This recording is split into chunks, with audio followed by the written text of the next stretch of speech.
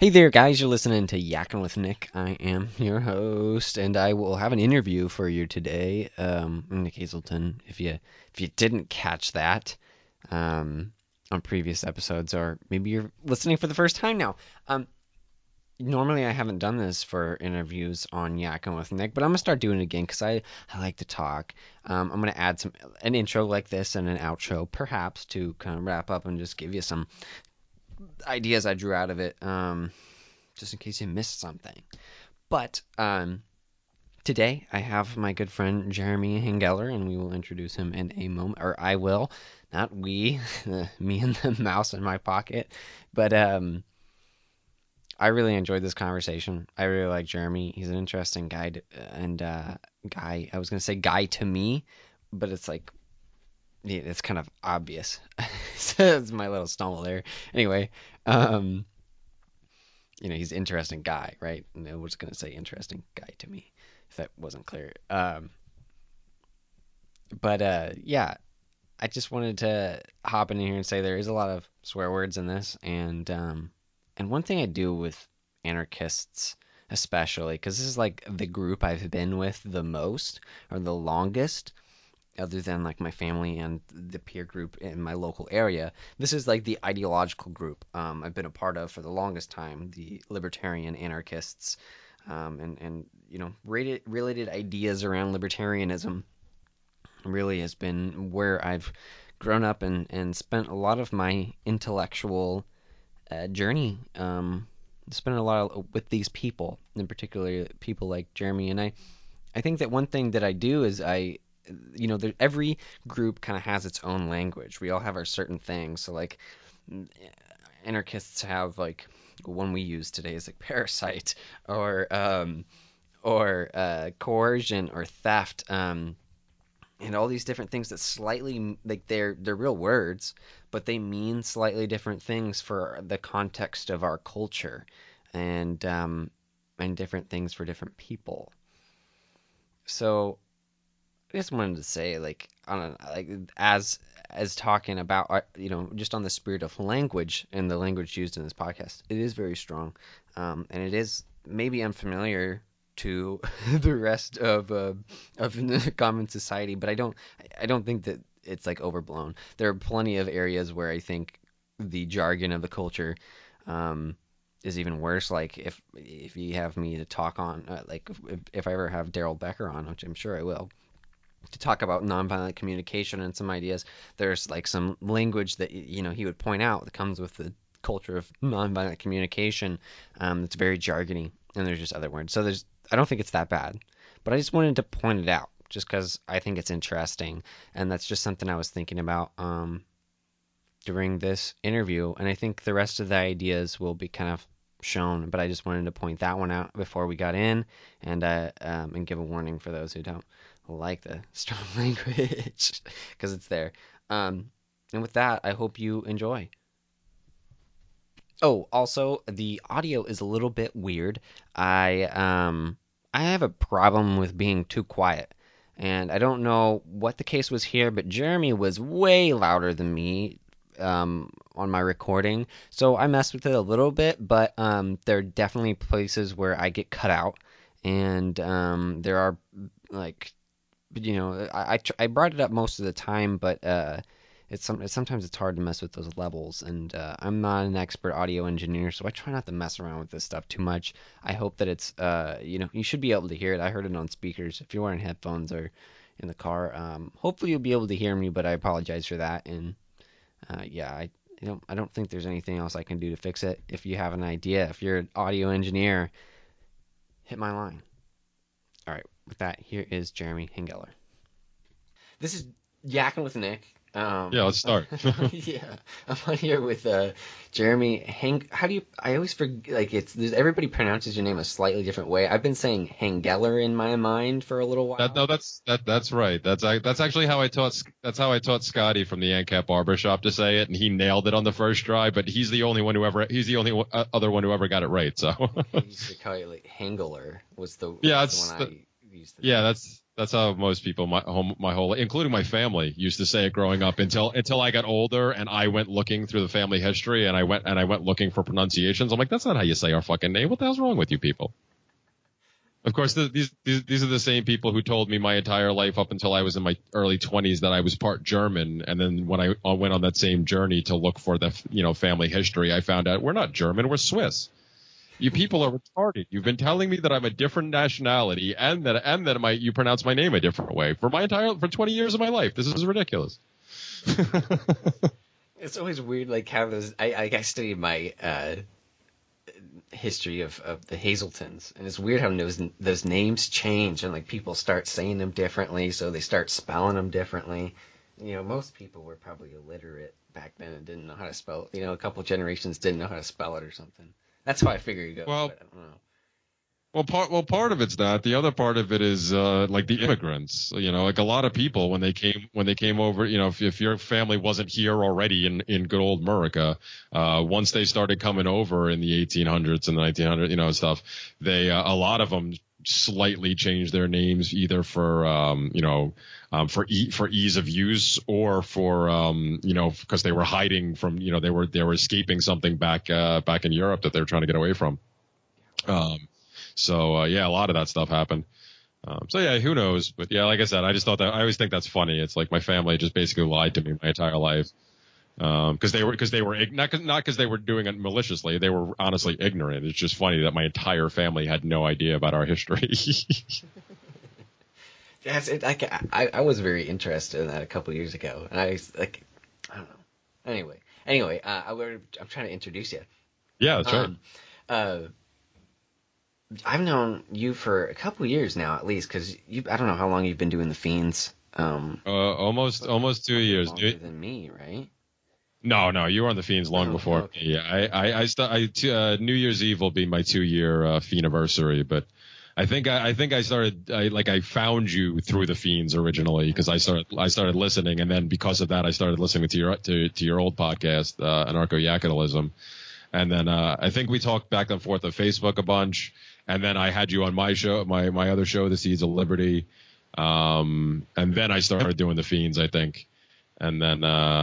And then we got to hang out a little bit the past couple of years at different events. So. Yeah, you're one of the people, like, there's been, like, a couple, like, there's little weird divisions in libertarian ideology, and some of them are bigger, like the whole alt-right and the, like, kind of the left libertarian and schisms there. Those are kind of maybe a little bit bigger to get more attention. But there's the little ones, like the different, like, the little nitpicky things on the NAP, like, with egoism and nihilism. I kind of pay attention to, like, what do I believe and what do the people believe around me, and you're usually one of the peoples that are in the, like, I'm getting into egoism, and maybe people aren't, maybe I don't like a lot of people have been talking about it, but like when I was into the ego utilitarianism from like an Ayn Randian sort of perspective, it's very similar. So like I turn around and like, there's Jim Jesus, there's Jeremy, and there's a few other people who routinely follow that, and so it's interesting. So I like to I don't know, I just like to talk to people like that, because I just think it's interesting because you've been in the same circles as I have, and you're leading yourself to very similar conclusions. I think that's pretty exciting because it's like, okay, somebody else is doing something I'm doing, and he thinks it's working. I'm not completely crazy. Somebody else actually believes this shit. Holy crap! Right. I totally understand, man. I've been traveling these circles for like 5, coming close to 6 years now at this point, I guess, when I finally, my kids are 6, so 5 years now, since I started calling myself an anarchist and stuff. And, I've gone through different evolutions, and, my thought process is constantly evolving. So I think that's why you and I tend to cross paths a lot on this journey. Because since I've been aware of you, because I remember when I first started listening to you, that's when you were in your nihilist phase. Mm-hmm. And then you seem to get, you seem to drift more like, I guess objectivist, but also more ANCAP-ish for a bit, And then, so the same, I watched you go through that. And then I kind of realized if I step back every once in a while, I'm like, holy crap, I'm kind of doing the same thing because I did that too. I jumped into the ANCAP camp pretty early and I stayed there for a couple of years. And I was very adamant about it and very outspoken about it and very critical, but not necessarily in a very thought-provoking way, just automatically critical of anybody who disagreed with that position, kind of like some of my friends, including possibly a current co-host, Dave, of mine, who's still stuck in that realm and still, like, all these years later thinks there's only that answer and that's the only answer and there can't possibly be another one. And after a while, I just started realizing that, hey, that can't be right because that, especially coming from the ANCAP type community, it's like, okay, guys, we pride ourselves on logic, right? That's kind of supposed to be our shtick, right? We're all supposed to be logical folks and that's how we reason out everything. And that's why we've come to this conclusion. If you say that this is the ultimate conclusion and nothing else can be better than this, doesn't that very statement in itself defy logic? Because aren't you like appealing to like a whole bunch of things right there? I'm like, no, that's not how it works, man. So I tried bringing this up to a few people, some of my closer friends, and I kind of got swatted down by a lot of them, not like meanly or anything, but just kind of like they gave me what they thought were perfectly rational and logical responses. But when I was like, dude, that's complete and utter bullshit. You just like said a whole bunch of words right there. Like, no, let's try this again. Like then they would get angry with me. And then, they started joking around that I must be some kind of communist or something. And then that became more of a thing after I found Stirner and egoism, which, you mentioned Jim Jesus. I actually, a lot of the stuff that I discover and at least examine and start trying to work through a little bit, especially in the past year or so, has actually had a lot to do with him. Just because of my friendship with him and conversations him and I have had, same way the whole like farming thing, which we can get into a little later, but, just on the same point, because of my conversations with you, it's just something, if I find some connection with somebody and I keep talking about these things, it's like, oh, I'll start going down that path. And it just so happens like with Jim, a lot of those things have been the case. And I've decided to follow him down some of these paths. And I find it interesting because like, it makes more sense to me, and I think, I'm pretty sure that's the most important thing. What the hell makes the most important sense to me, not what makes the most important sense to everybody else or the majority or all ANCAPs or whatever. That doesn't work for me. So yeah, it's been an interesting ride, man. And I'm not done by a long shot. I wouldn't even call myself an egoist. I'm not like, I haven't gotten that far down the path like someone say like Brian Sovereign, who, he definitely calls himself an egoist, right? And he's another one that I've picked up a lot of stuff from over the past year or so. But it's interesting, and I like this. And, you were talking about like how there's like the tensions between the different camps and stuff. And it's funny because I find myself, if I actually participated as much as I used to, I would find myself in the middle of a lot of these battles without even meaning to. But I still find myself getting dragged in from time to time, and I don't even want it. Like, I'm not participating that much anymore. I'm largely on social media to lurk and post content. I don't really get involved with debates and stuff anymore, conversations even. I don't care. I got too much other stuff going on. But just because my constantly shifting, I guess, position, so many people find it easy to like drag me either to their side of the fight or to attack me because I must be one of these people. And I'm like, dude, no, man, what the hell? Just leave me alone. Like, I actually listened to the other night's Feens show and I heard Michael mention he was talking about him, Daryl Becker and Cal Molinay, who's now a Feens host, I guess. That's really cool. Yeah, and the three of them did a show together the other night, and Michael was referring to them all as alphas, and he said, there's only one thing better than alpha, and he's like, that's a delta. He's like, you know what a delta is? And they're both like, I have no idea what that is. He's like, yeah. He's like, Jeremy, right? He's like, yeah, that's Jeremy. He's like, he's an alpha, but he doesn't have like the type A personality. He's just more like, leave me the fuck alone, man. Which is exactly what I am, I just want to be left the fuck alone to figure this shit out on my own. That's right. No, I love that. I think that's kind of the thing I get out of anarchism is I think that's the most, maybe not the most important thing, but it's one of the most important things. Is it's like not like you're not going to find freedom by joining the masses, right? You're just going to get swept along like everybody else, right? That's why I think Yeah.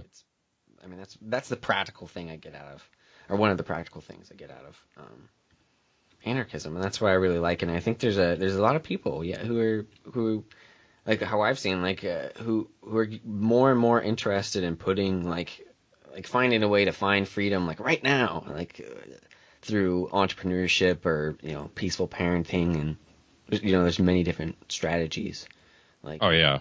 Shane Radliff, we can shout out to him and the Freedom Umbrella of Direct Action. I remember that. Yeah. LibertyUnderAttack.com. Yeah, that and the Vanu podcast that he's doing right now, which is kind of like I guess an extension of that. Yeah, all the stuff that Shane does, I'm a huge fan of, and yeah, those are that especially tons of ideas that people could do right now if they would just get off their asses. But more people. It's understandable, I think, because I think a lot of people, especially when they first come to these ideas of libertarianism or anarchism or even voluntarism or any one of those, wherever you come from and find these ideas, it seems, at least I know I went through it, that when you first come to these ideas, especially if you've come to them just by your own observations and not being like spoon-fed information from somebody else, if you've just honestly came to this on your own, it's very easy to feel isolated and alone right away, because it's like, holy crap, like I've never heard any of my friends talking about this stuff. Like, does this am I really all alone here?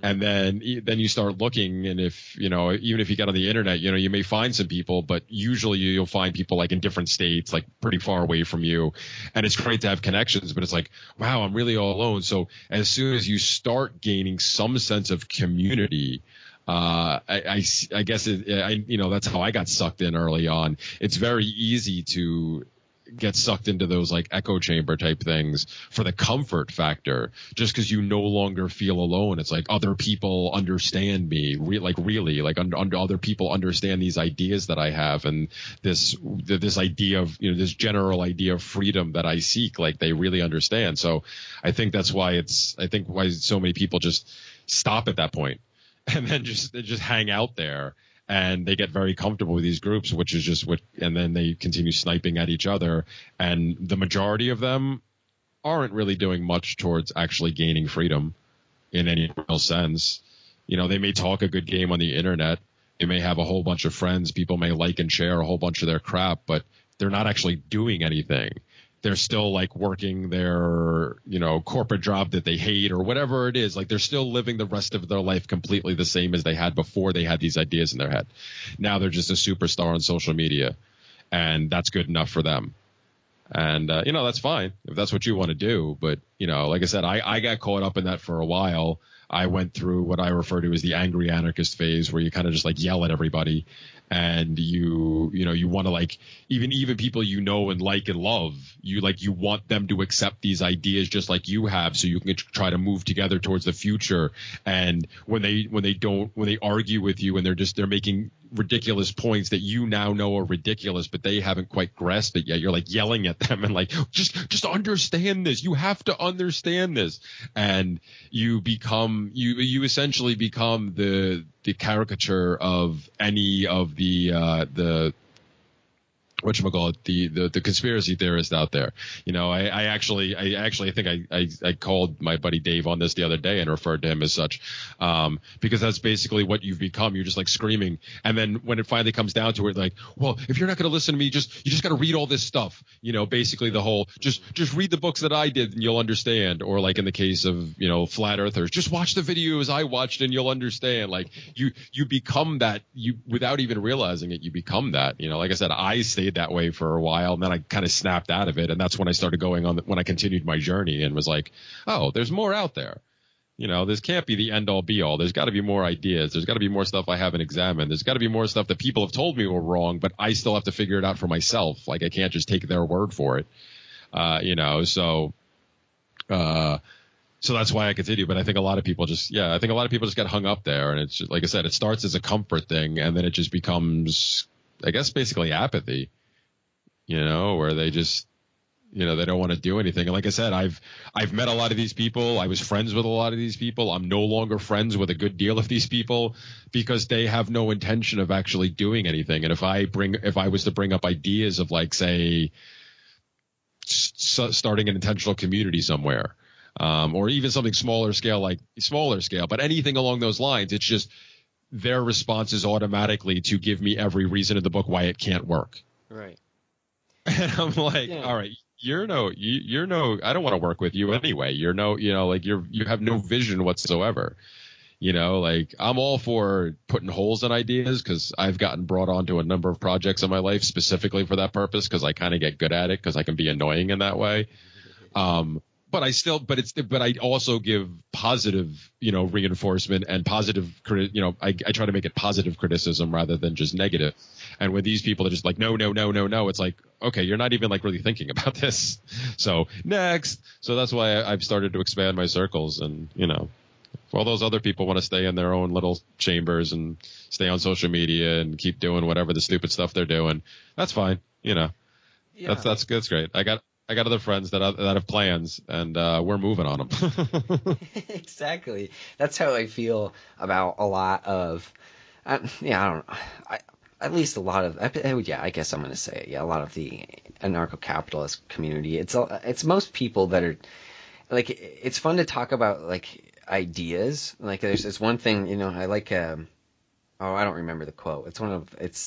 No, okay, I would butcher it anyway. Never mind. It wouldn't support it. It's that Eleanor Roosevelt's quote that's what I was thinking about the average minds or something. But anyway, no, it's one thing to like think about ideas, and I think it's a good idea to be well versed in like what are we supposed to be doing here, and like what is understanding our reality. I think is important. That's why I really like philosophy.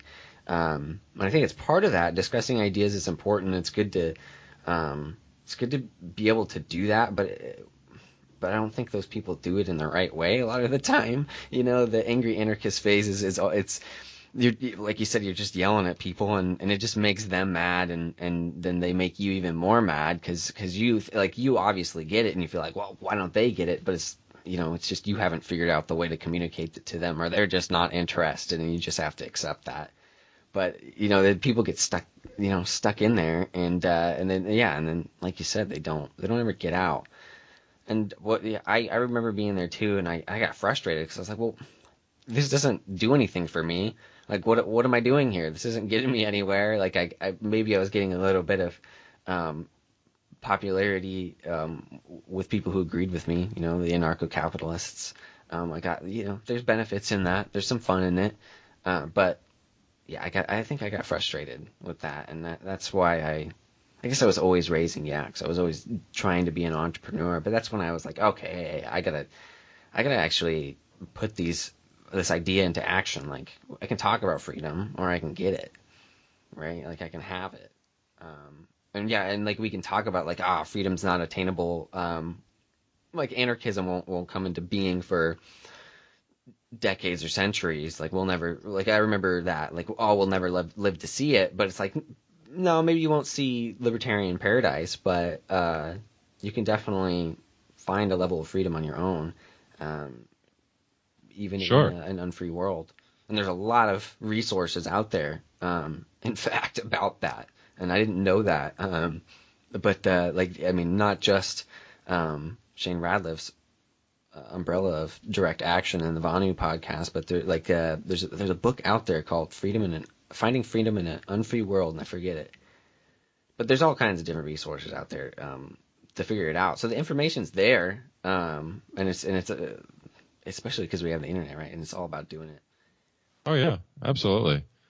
There's definitely tons of ways. There's no one way to do it. That's one of the things that I learned early on, that people would say kind of like offhanded, like in an offhanded joking way, but it was the truth. Like, there is no one way to anarchy. That's kind of the point. So there's tons of ways to try this, and it's just a matter of it's basically just like anything else in life. It's just the cost benefit analysis. How much freedom do you want? What are you willing to sacrifice in order to get that? Because one thing you mentioned about the the people talking about this, and it's good to theorize about all these things. And then you also mentioned being in touch with reality. Well, I think that's the disconnect with a lot of these people, and I've argued this point with a lot of these people, and they just don't seem to get it. Is that they are detached from reality because they spend so much time theorizing online and in different forums on social media that they forget about what actually occurs in the real world. Because again, they're not actually out there trying. Like, they may live their little lives that they lived before all this. But they haven't changed much, so they're really not seeing what actually goes on. And most of them, like, especially whatever I'll say, especially with the ANCAPs, I've said it a million and one times. Most of them are the most horrible capitalists I've ever met in my life.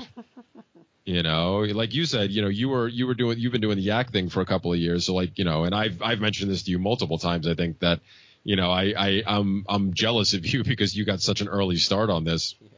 But you have plenty of time to figure all this stuff out because you're light years ahead of most of us in this game. So you still have plenty of time ahead of you. But like for me, that was kind of, I had my own business too. And that, I think that's what kind of kept me grounded, and why I was able to snap out of it a lot easier than some of my other friends were, I guess. Because I had my business up and running for, let's see, I just closed 12 years. So like 7+ years before I became an anarchist. So I was already, so I was able to keep that basis of reality of what it's like to actually run a business and what it's like to actually try to support myself and my family all on my own, not working for anybody else. And actually trying to provide, benefit to my community. So when I did hit that angry anarchist phase, that's kind of what snapped me out of it. When I was kind of like, I realized that I realized I was pushing people away, and then I realized that if I was this I was losing touch. All I was doing was debating these ideas, and I was forgetting about how people's lives actually work, how my own life actually worked to a certain extent, So that kind of helped snap me out of it, and that, so that's why I went looking, and I was like, okay, well, what can I do, besides just talk about this, because I preached it, the whole, the best thing you could do is just lead by example, because you could talk about these ideas till you're blue in the face. You may even convince some people. You may even convince a decent number of people if you're really good at it. But the best way is always to put your ideas in practice and show other people. So for me, that's what I started doing at that point. I started saying, okay, now I have these kids. I'm a couple, they're a couple of years old now. I have this business, but is this really what I want to do? And I started thinking if that was really, where I wanted to be. And I said, well, it's great. I had a pet, I guess I don't know if I did mention it, but, for those who don't know, I had a pet sitting business for a dozen years.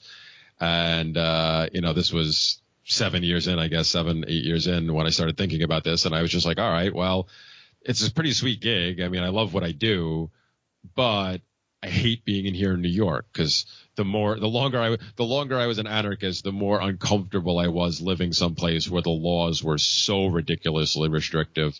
And I was literally putting myself at risk on a daily basis with everything that I just wanted to do, that I wasn't causing harm to anybody at all, whatsoever.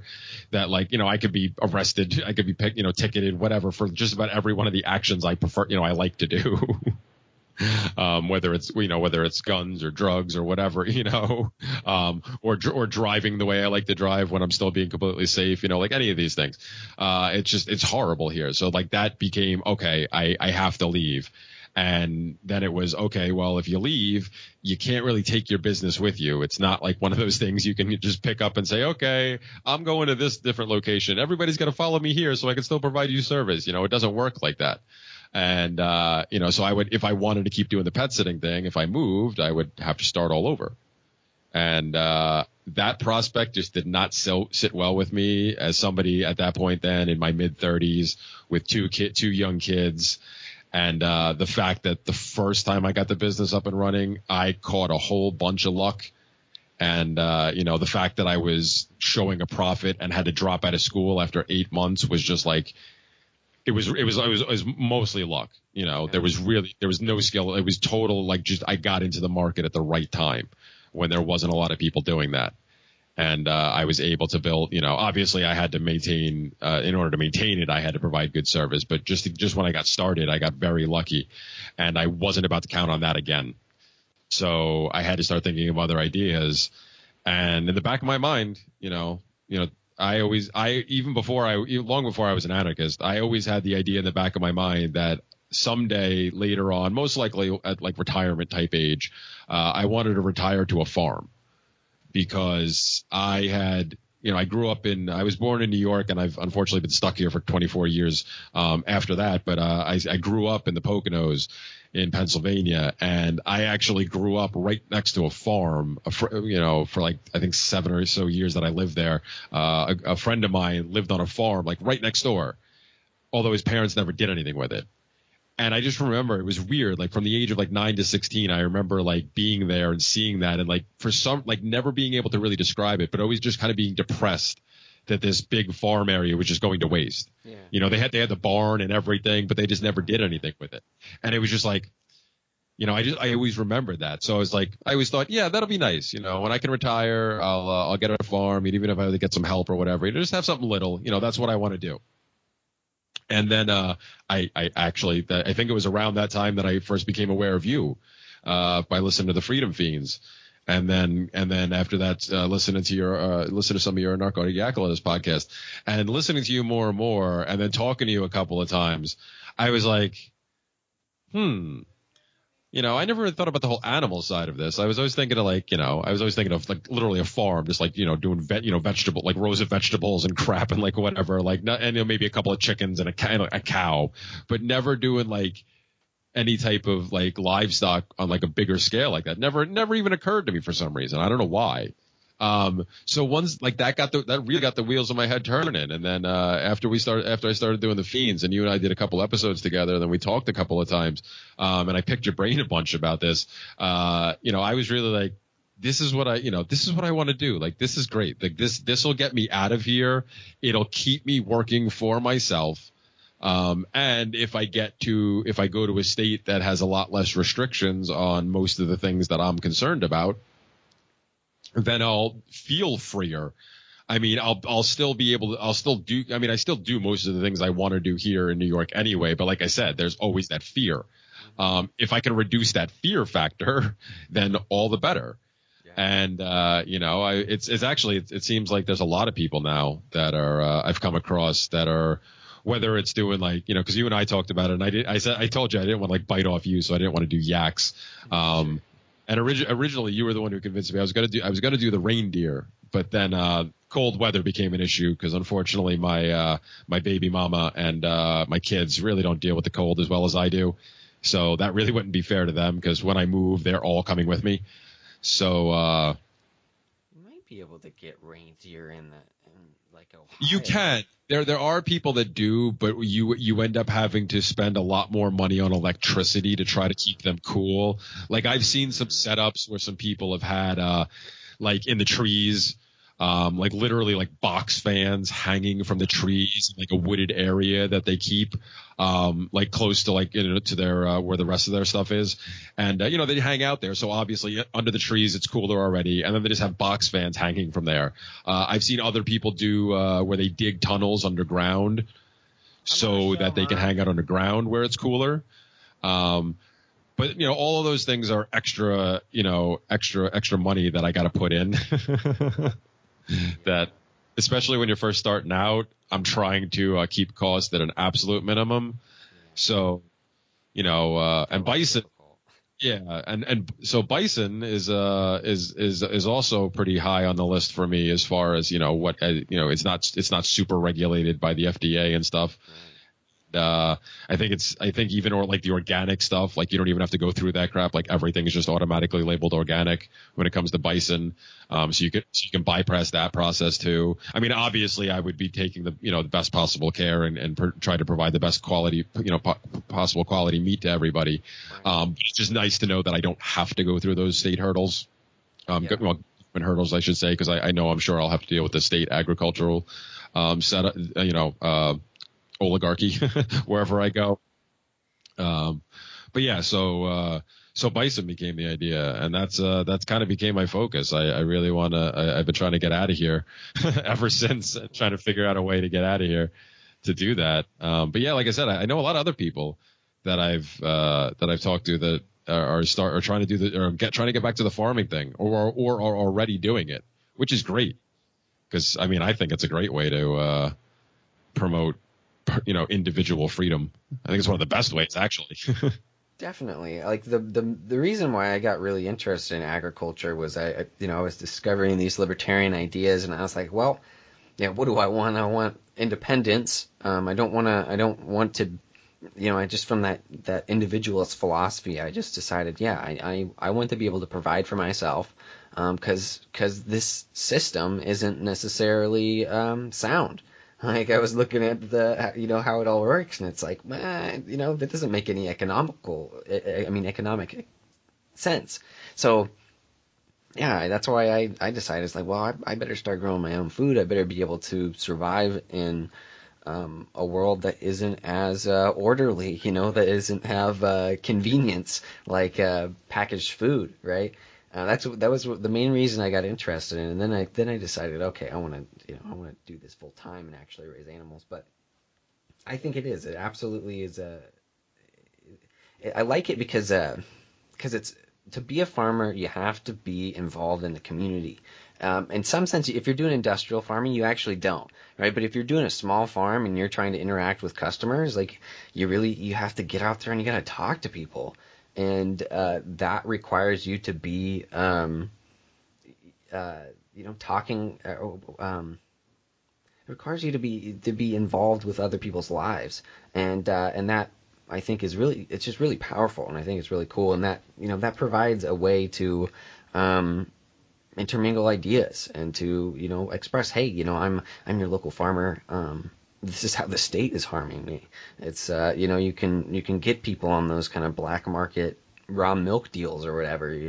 That's how you bring people to the ideas of anarchism, I think, because they just think it's, if you're in business, the government's holding back you in some way, and if you're a farmer, you're especially doing the right stuff. There's people really really want grass-fed meat because it's healthier than the industrial raised meat, so it's all around better. And I think if you're involved in it, I think that the next, I don't know, I'm not a central planner. I can't predict what's going to happen, but it does seem to me that more and more people, not even in the libertarian movement, but in general, are interested in going back to uh, raising food in I don't know if artisan is kind of the right way, but a smaller scale and a more personalized scale.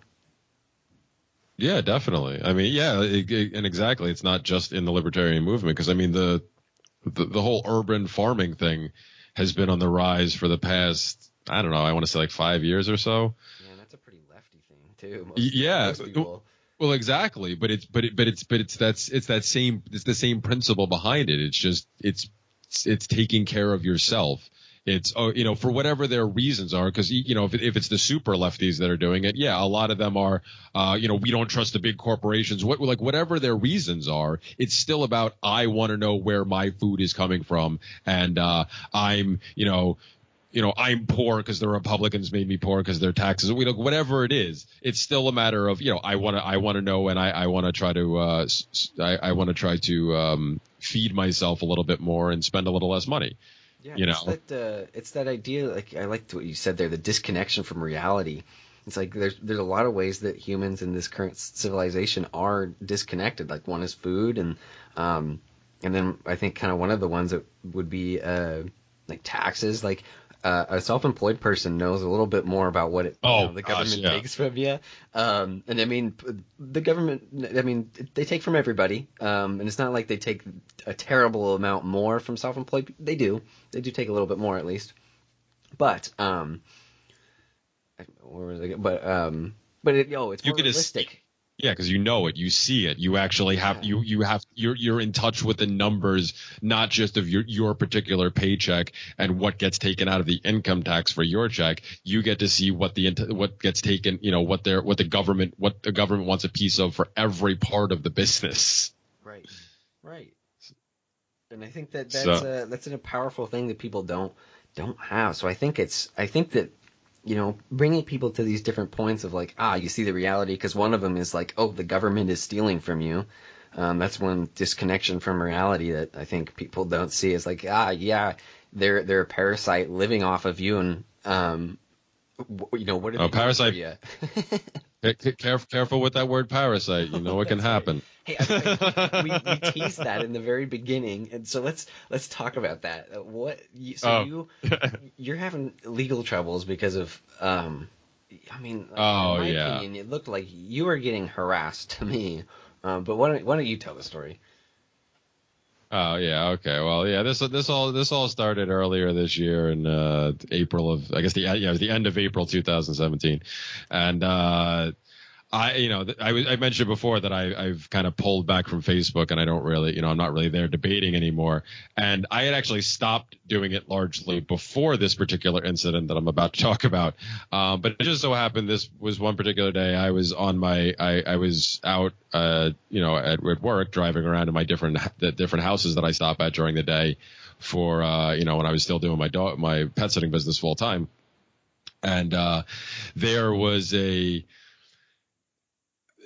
funeral procession coming through the neighborhood, and a whole area of this particular town was going to be blocked off because it was an agent of the state. It was a firefighter, but not just any firefighter, because I have no problem with volunteer firefighters. We have a volunteer fire department in my town. I gladly donate to them every single time we come to my door. And I tried to tell people this when this whole thing went down, but of course nobody wanted to listen. But this guy was a former was an FDNY, and that makes him an agent of the state because, well, they get paid with taxpayer dollars. They're not volunteers. And my issue with this whole thing in general, I hate these processions because, number one, it's inconvenient as all hell for the people who live in the location. And most often the person who the service is there for doesn't actually live in that town. It's usually because the church they want to go to is there, or the particular funeral home, or whatever it is, but they don't actually usually live in that town. So it's terribly inconvenient for everybody who lives in the town. And on top of that, the people who live in that town are also paying for the entire affair, because they pay the taxes that pay for the extra cops to keep the roads blocked off, and also pay for the extra cleanup crews to come clean up the mess after the fact.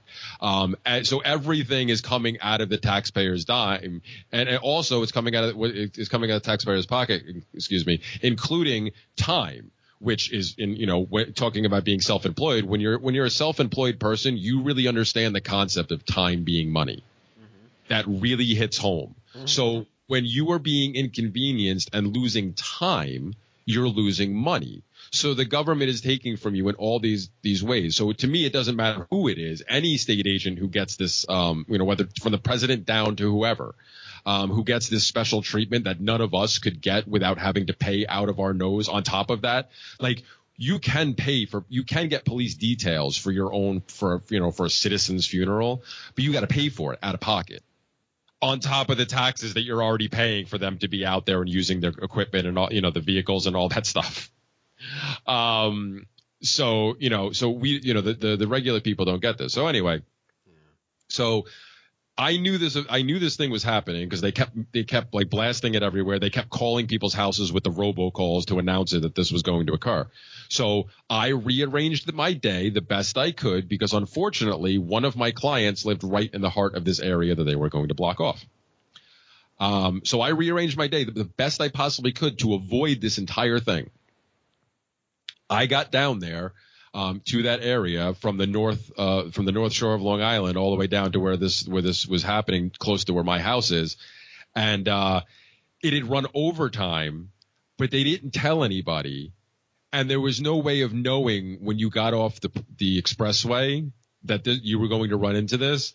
And I literally got stuck on a side street that there was no exit from and no way to turn around because it was a 2-lane street that was already being clogged because the buses that had bussed all the people in from New York City were double parked along the street illegally, of course, and clogging up everything. So I was literally stuck there for, I think in total, just on that particular block, an hour and a half.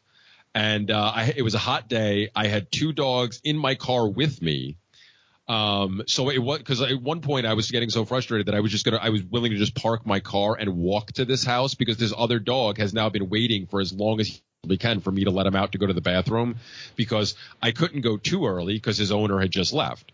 So I had to wait till after the services were over, which was at like the end time of when he could really hold his bladder for.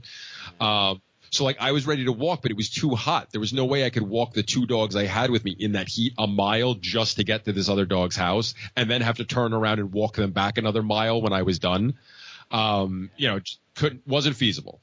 So in my anger, I put a Facebook post, which I wrote in shorthand, but anybody who knew me knew what it meant. And it basically just said, stuck in traffic for over an hour with no escape options, all because of the death of an agent of the state. And then I ended it with the phrase "fucking parasites," which I have used plenty of times. You used it before, which I said it teasingly, but I've referred to all people who work for government in that manner because of how they get their paycheck.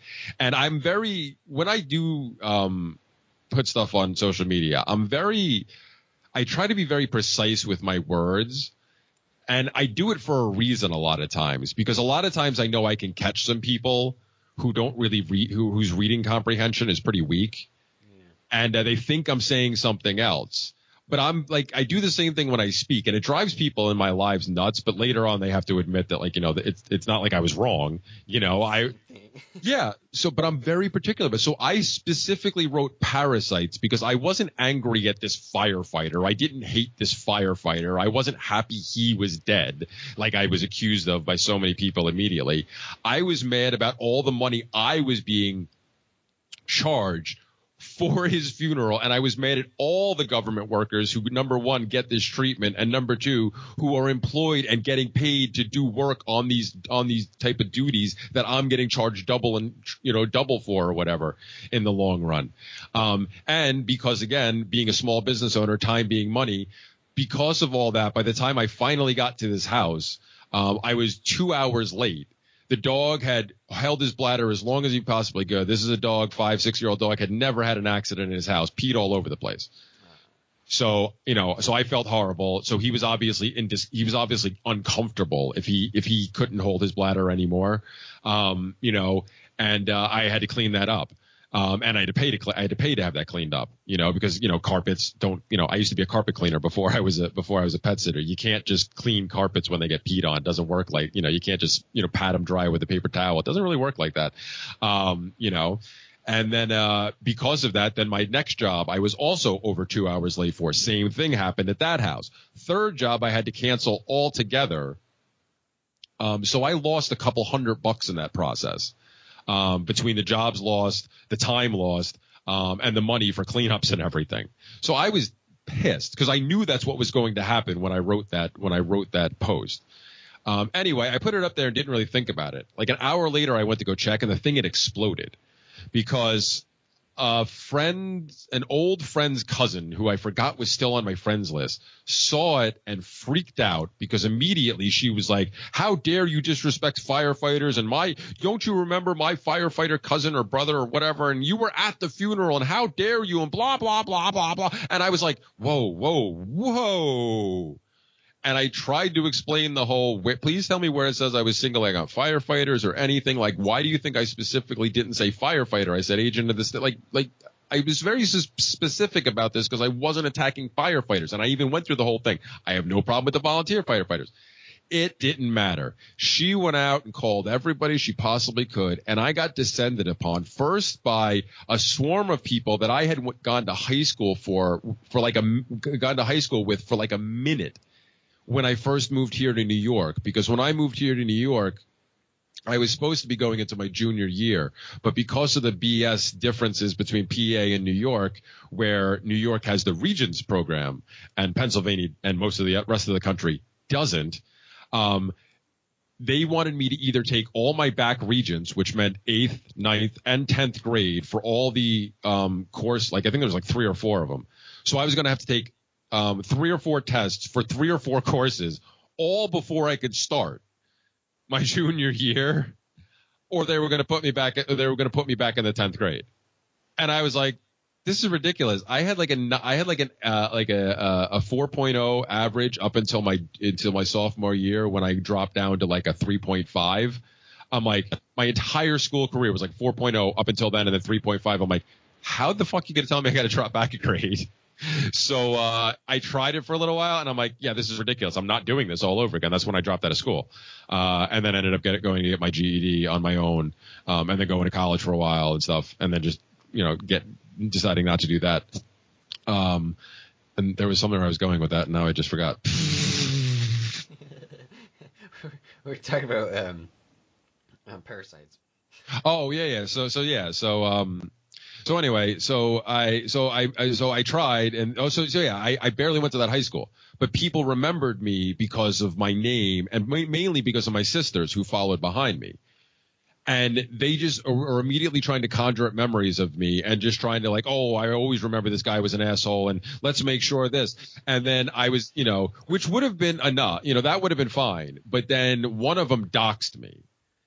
And as soon as that happened, all hell really broke loose, because it immediately got, my name immediately got tied to my business, and I got reported to just about every alphabet soup agency you can think of, including I was reported by 2 people at least that I know of for sure, to the Secret Service, because they found the picture of me from Porkfest, where I am wearing the shirt that Davy Barker made that says "Kill the Precedent," not "Kill the President." 2 conservative idiots actually, like they actually went and reported me to the Secret Service over that shirt.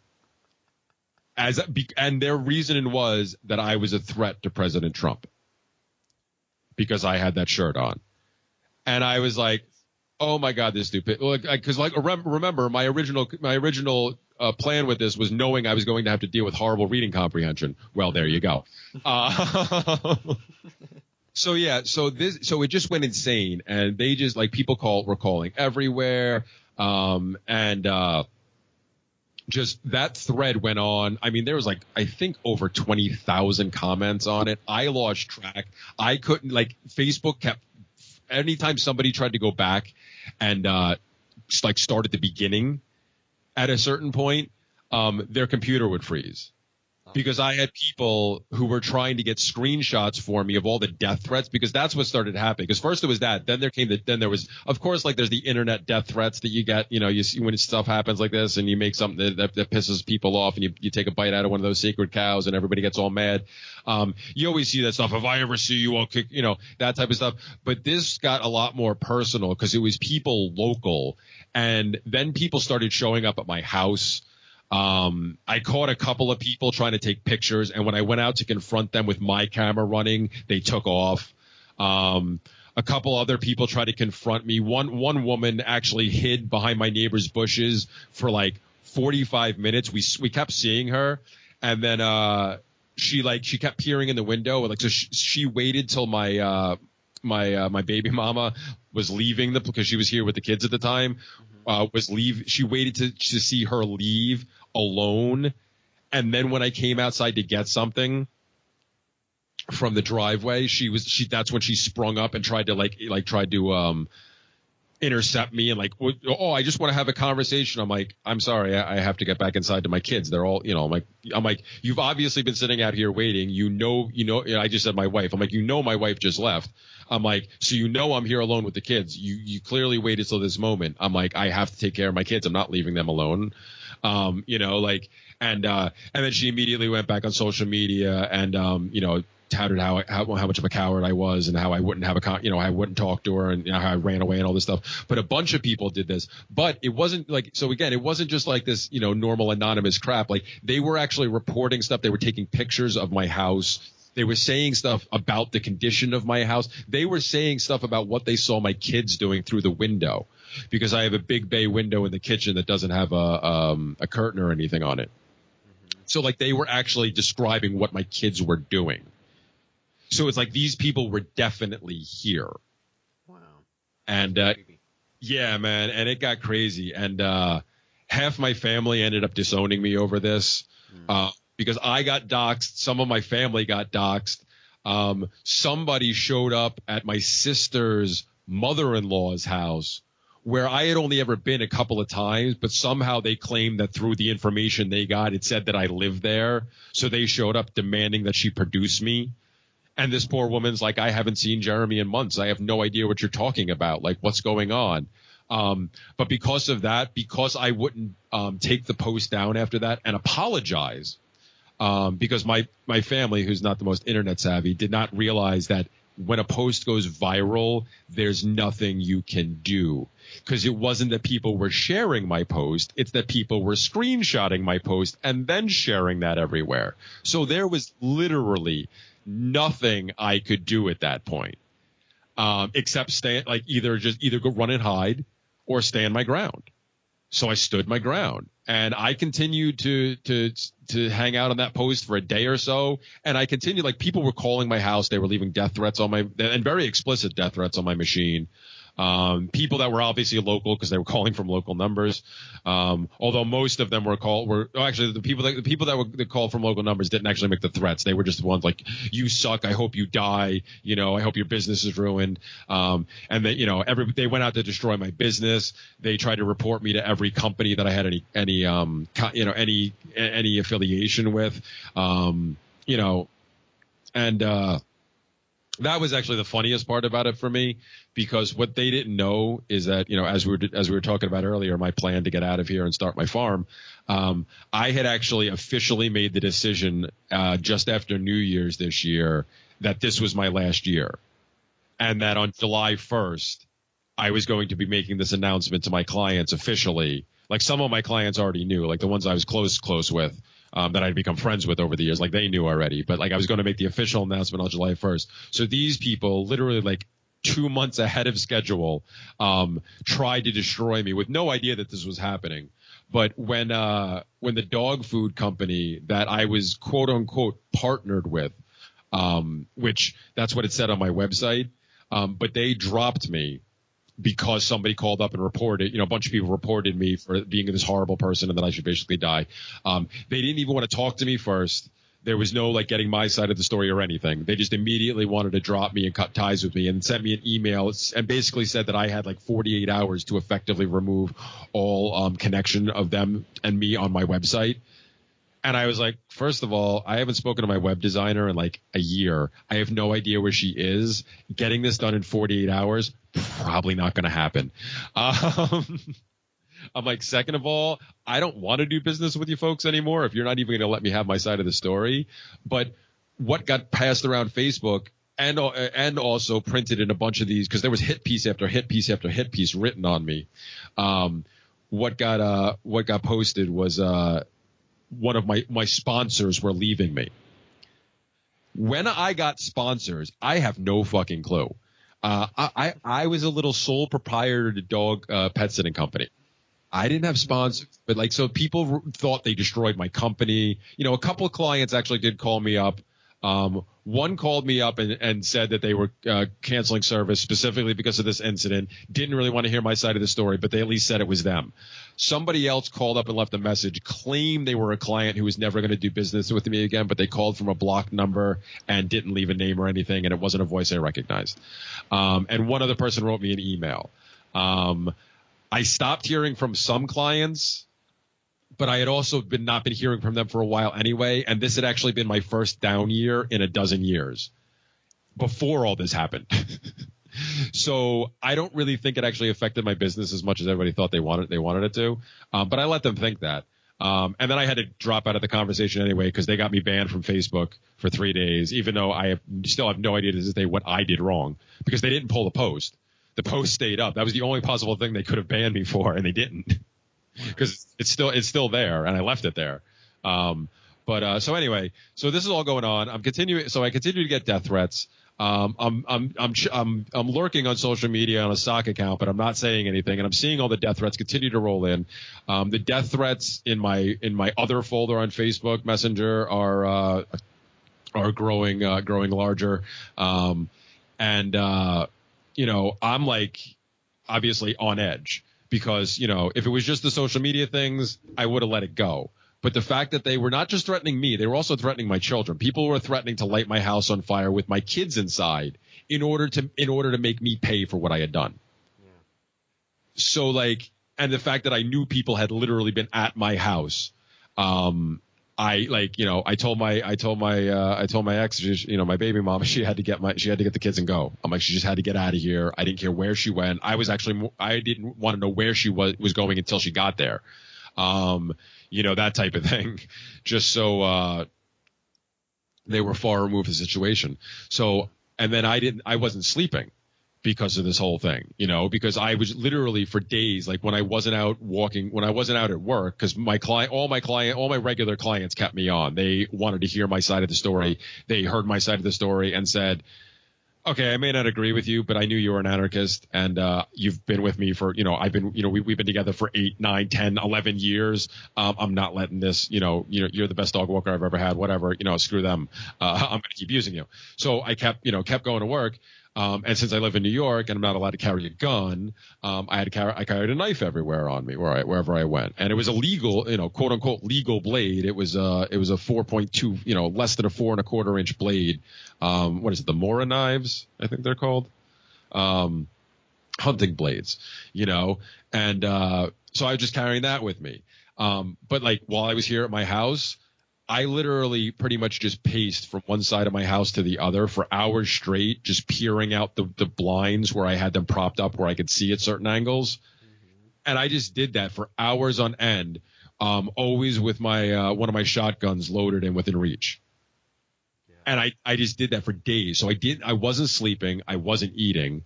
Then this all started on a Wednesday. Then that Saturday, my baby mama calls me and she says, listen, my cousin just called me, and she's like, the one, the one you don't like. I'm like, oh yes, the cop.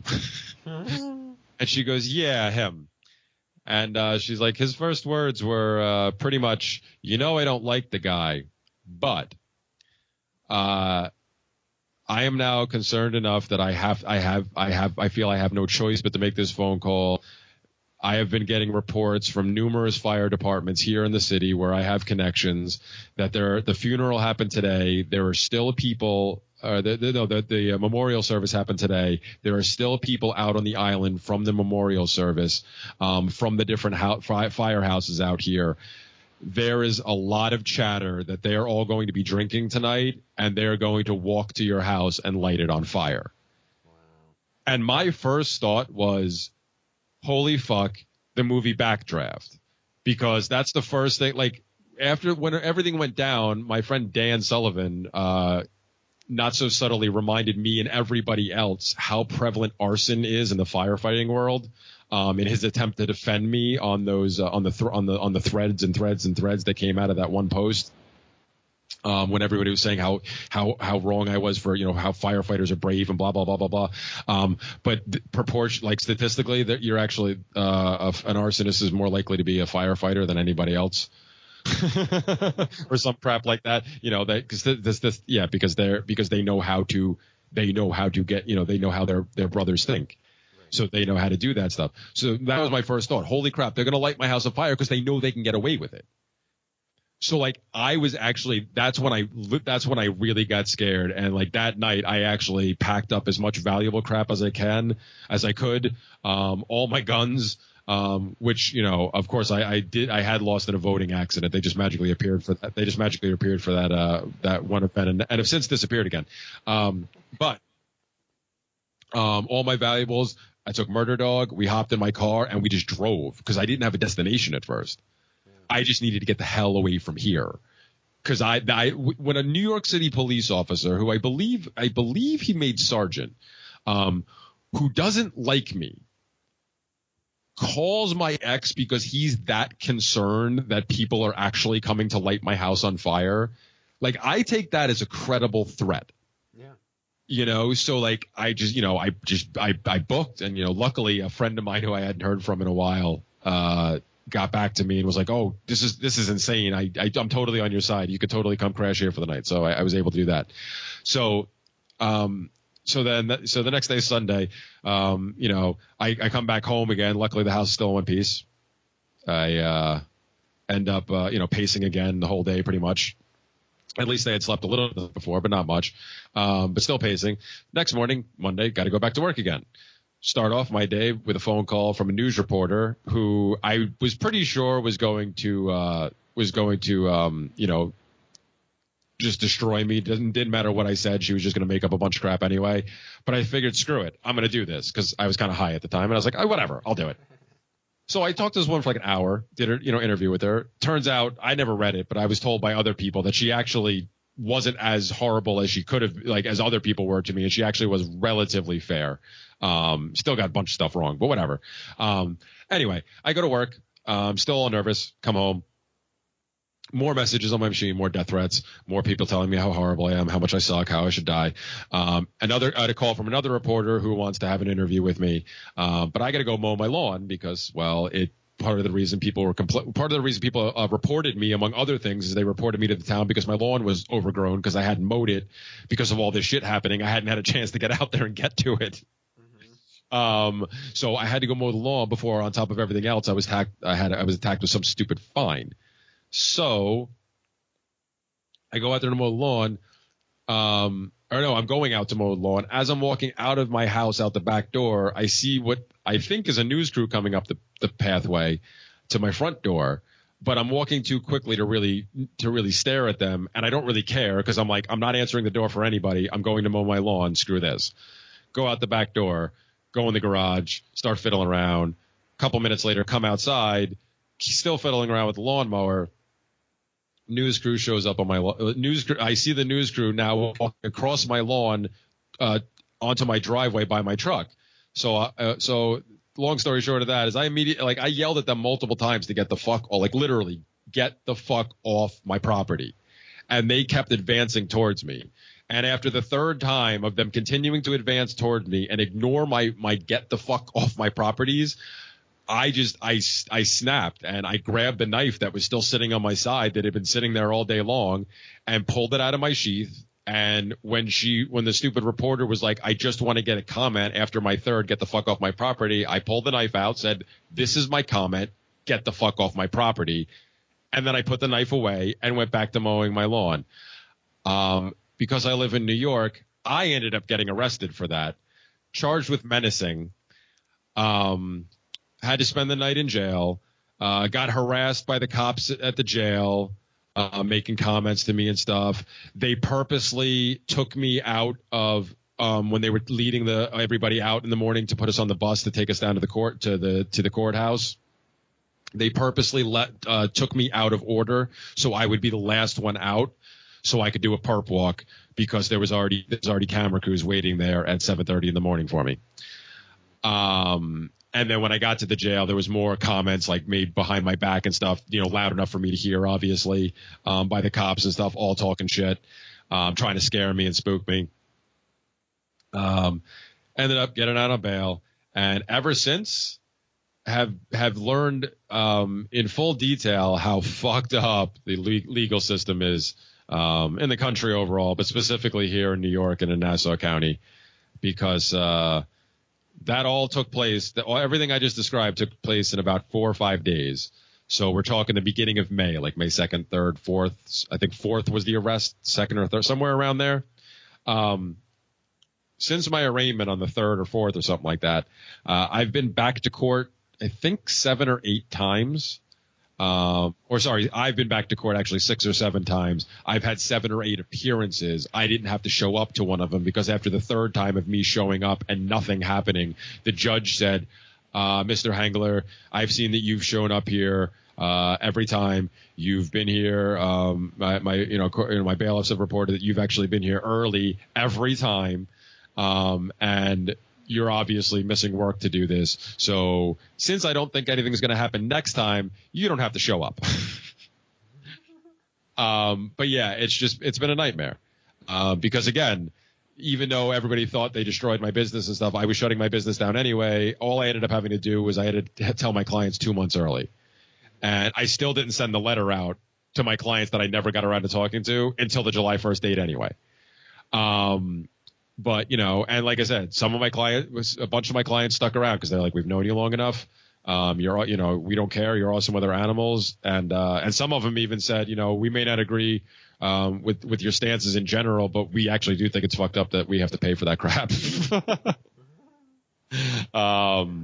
So yeah, man. So my plan to leave has kind of been put in limbo, and I officially closed the company 3 months earlier than I planned because I closed September 30th was my last official day. I was going to close after New Year's, but I ended up closing it 3 months early just because I was trying to get everything lined up and try to sell my house and get out of here. But because of the ongoing court crap, I'm still here because even though I can leave the state on, the bail that I'm on, I'm allowed to leave the state as long as I show up for my court dates whenever they are. I can even move out of state as long as I show up for my court dates whenever they are. I don't ever want to come back to the state again once I leave. I have spent, I think I figured it out the other day. I think I've spent 25 of my, either 25 or 26 of my 40 years. No, yeah, 25. 25 of my 40 years have been spent on Long Island. That's way too fucking long. I need to get the hell out of here. And I want to be gone. I want to be on my farm. I want to be far away from this. So yeah, I still don't know what's going to happen with my situation. Like I said, they dragged it out.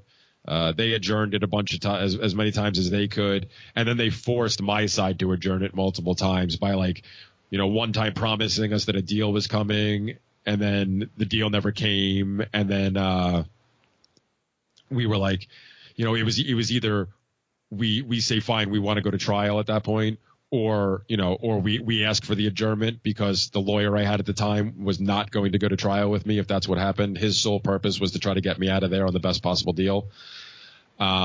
Because my cousin who hooked me up with that lawyer and the lawyer I have now, didn't think I could afford the second lawyer, because he's really high priced. But, once he heard my situation, he, gave me a severe discount and gave me a flat rate, and was like, yeah, I'll take your case. And I was like, all right. So now I'm on to my second lawyer who is willing to go to trial, but basically we had to start all over again because now he has to go through the whole process. But it was ridiculous. Like I said, it's literally anything they could do to try to get you to, they want you to plea. That's the goal of specifically of the Nassau County, District Attorney's Office. And from what I've learned, a lot of District Attorney's Offices are like this, but it's really like this here. They match the traffic enforcement, stride for stride in this. Their goal is to get you a ticket or an arrest for something. Doesn't matter what it is. Then they will tack on at as many additional charges as they possibly can. So you most likely, even if you're a first-time offender, will be especially if you're a first-time offender, will be so scared with the daunting task of having to now defend yourself against all these charges, which will tack up. Because for me, it wasn't just the menacing charge that the cops arrested me on. The DA then additionally charged me with criminal possession of a weapon, even though my weapon is completely legal. So, because that way now I'm facing 2 Class A misdemeanors, which is a year each, which they can, if they manage to nail me, they can get me 2 years. And and more fines, because that's what they want. Just like with traffic court, they want to get you with as much as you can. So you go, oh my God, what do I do? And then most lawyers will say, well, if you plea, you won't do any jail time. You may have to do some community service, which they don't tell you until you get into the situation that you have to pay for the community service too. Like you have to pay a fee to perform your community service. And then you have to pay fines, and then you have to pay mandatory surcharges on those fines. So it's literally the entire thing is just it's a revenue generation scam, because like I said, this has now been drawn out for 6 or 7 months. So 6 months already. I'm out on only $1,000 bail, and they keep brushing my case off because I'm clearly a low priority. Plus, one of the DAs let it slip to my first lawyer that the only reason they're continuing to pursue this is because the news crew refuses to drop it. Meaning, if that wasn't the case, they would have dropped this case already. They just would have dismissed it, and I wouldn't be dealing with this at all. And I'd get my $1,000 back from the bail. So it's insane, man. And it's like, yeah, that's you find out when you get in these situations how messed up the system really is, because they all they have is a video recording that's clearly doctored, because what they handed my lawyer when he requested the evidence was the new, like not the recording they took, the actual news clip that went out on the air. Like that's what they presented as evidence. And I'm like, that's literally all they have. There's also, there's been rumblings from the DA's office that they know this is going to become a constitutional issue, which, again, I don't care about. But if it's going to get me out and not having to deal with this crap, because, like I said, at this point, I'm going to trial. The deal they finally offered me when they waited to literally when they finally did offer the deal on the sixth appearance or seventh appearance or whatever it was, they literally waited, even though my lawyer had requested it dozens of times. He had gone to their office in person and requested a conference, and they had just deflected and given him every runaround. They literally waited till 20 minutes before our court date that day to give my lawyer the deal, which meant I had less than an hour to make a decision on whether I would accept their terms or not. Which meant, of course, I had to call for another adjournment because I needed more time, because there was no possible way I could make a decision on that after they had made me wait that long, because that's what they were trying to do. They wanted, and like I said, once I found out I had to pay for community service, I'm like, get the hell out of here. Yeah, that's insane. It's bad enough if I have to work for free, but on something that I don't want to do. If I was volunteering at a charity on my own accord, that's a different matter. But being court mandated to do one and having to pay for it while I'm there, that's just ridiculous. Yeah, that's insane. That's like, what else can that be but to make revenue? That's the only reason that they would drag that out and tack on all these weird fines. Yep, that to punish you. That's not that's kind of above and beyond. That's kind of, they have it in the Constitution. I forget what it's called. Cruel and unusual. Yeah, maybe it's maybe not exactly that, but you know what I mean. It's not. You can't just just tack on all these different things just for charging you to. Yeah. What is that? That's insane. Well, same thing too. I'm sure some people, maybe many people know this. I wasn't aware of this either. If you end up on probation if you end up on parole or probation, the same thing. You have to pay for that too. Wow. Plus whatever fines you're charged on top of all that. It's just so yeah, it's all about, that's why they're able to get away with all of these victimless crime laws. Because it's all even ones that technically here, the menacing charge I was charged with. It's like the most. I've been charged with 2 crimes in my entire life, and both of them have been the most ridiculous things in the world. Because this one was menacing, and the statute, as far as I'm concerned, there's four different ways the statute can be read. Like I went and looked at all this stuff once I found out what the charges are. Like I went online and I searched the New York law and tried to figure out what I was actually charged with. Before I had a lawyer and everything.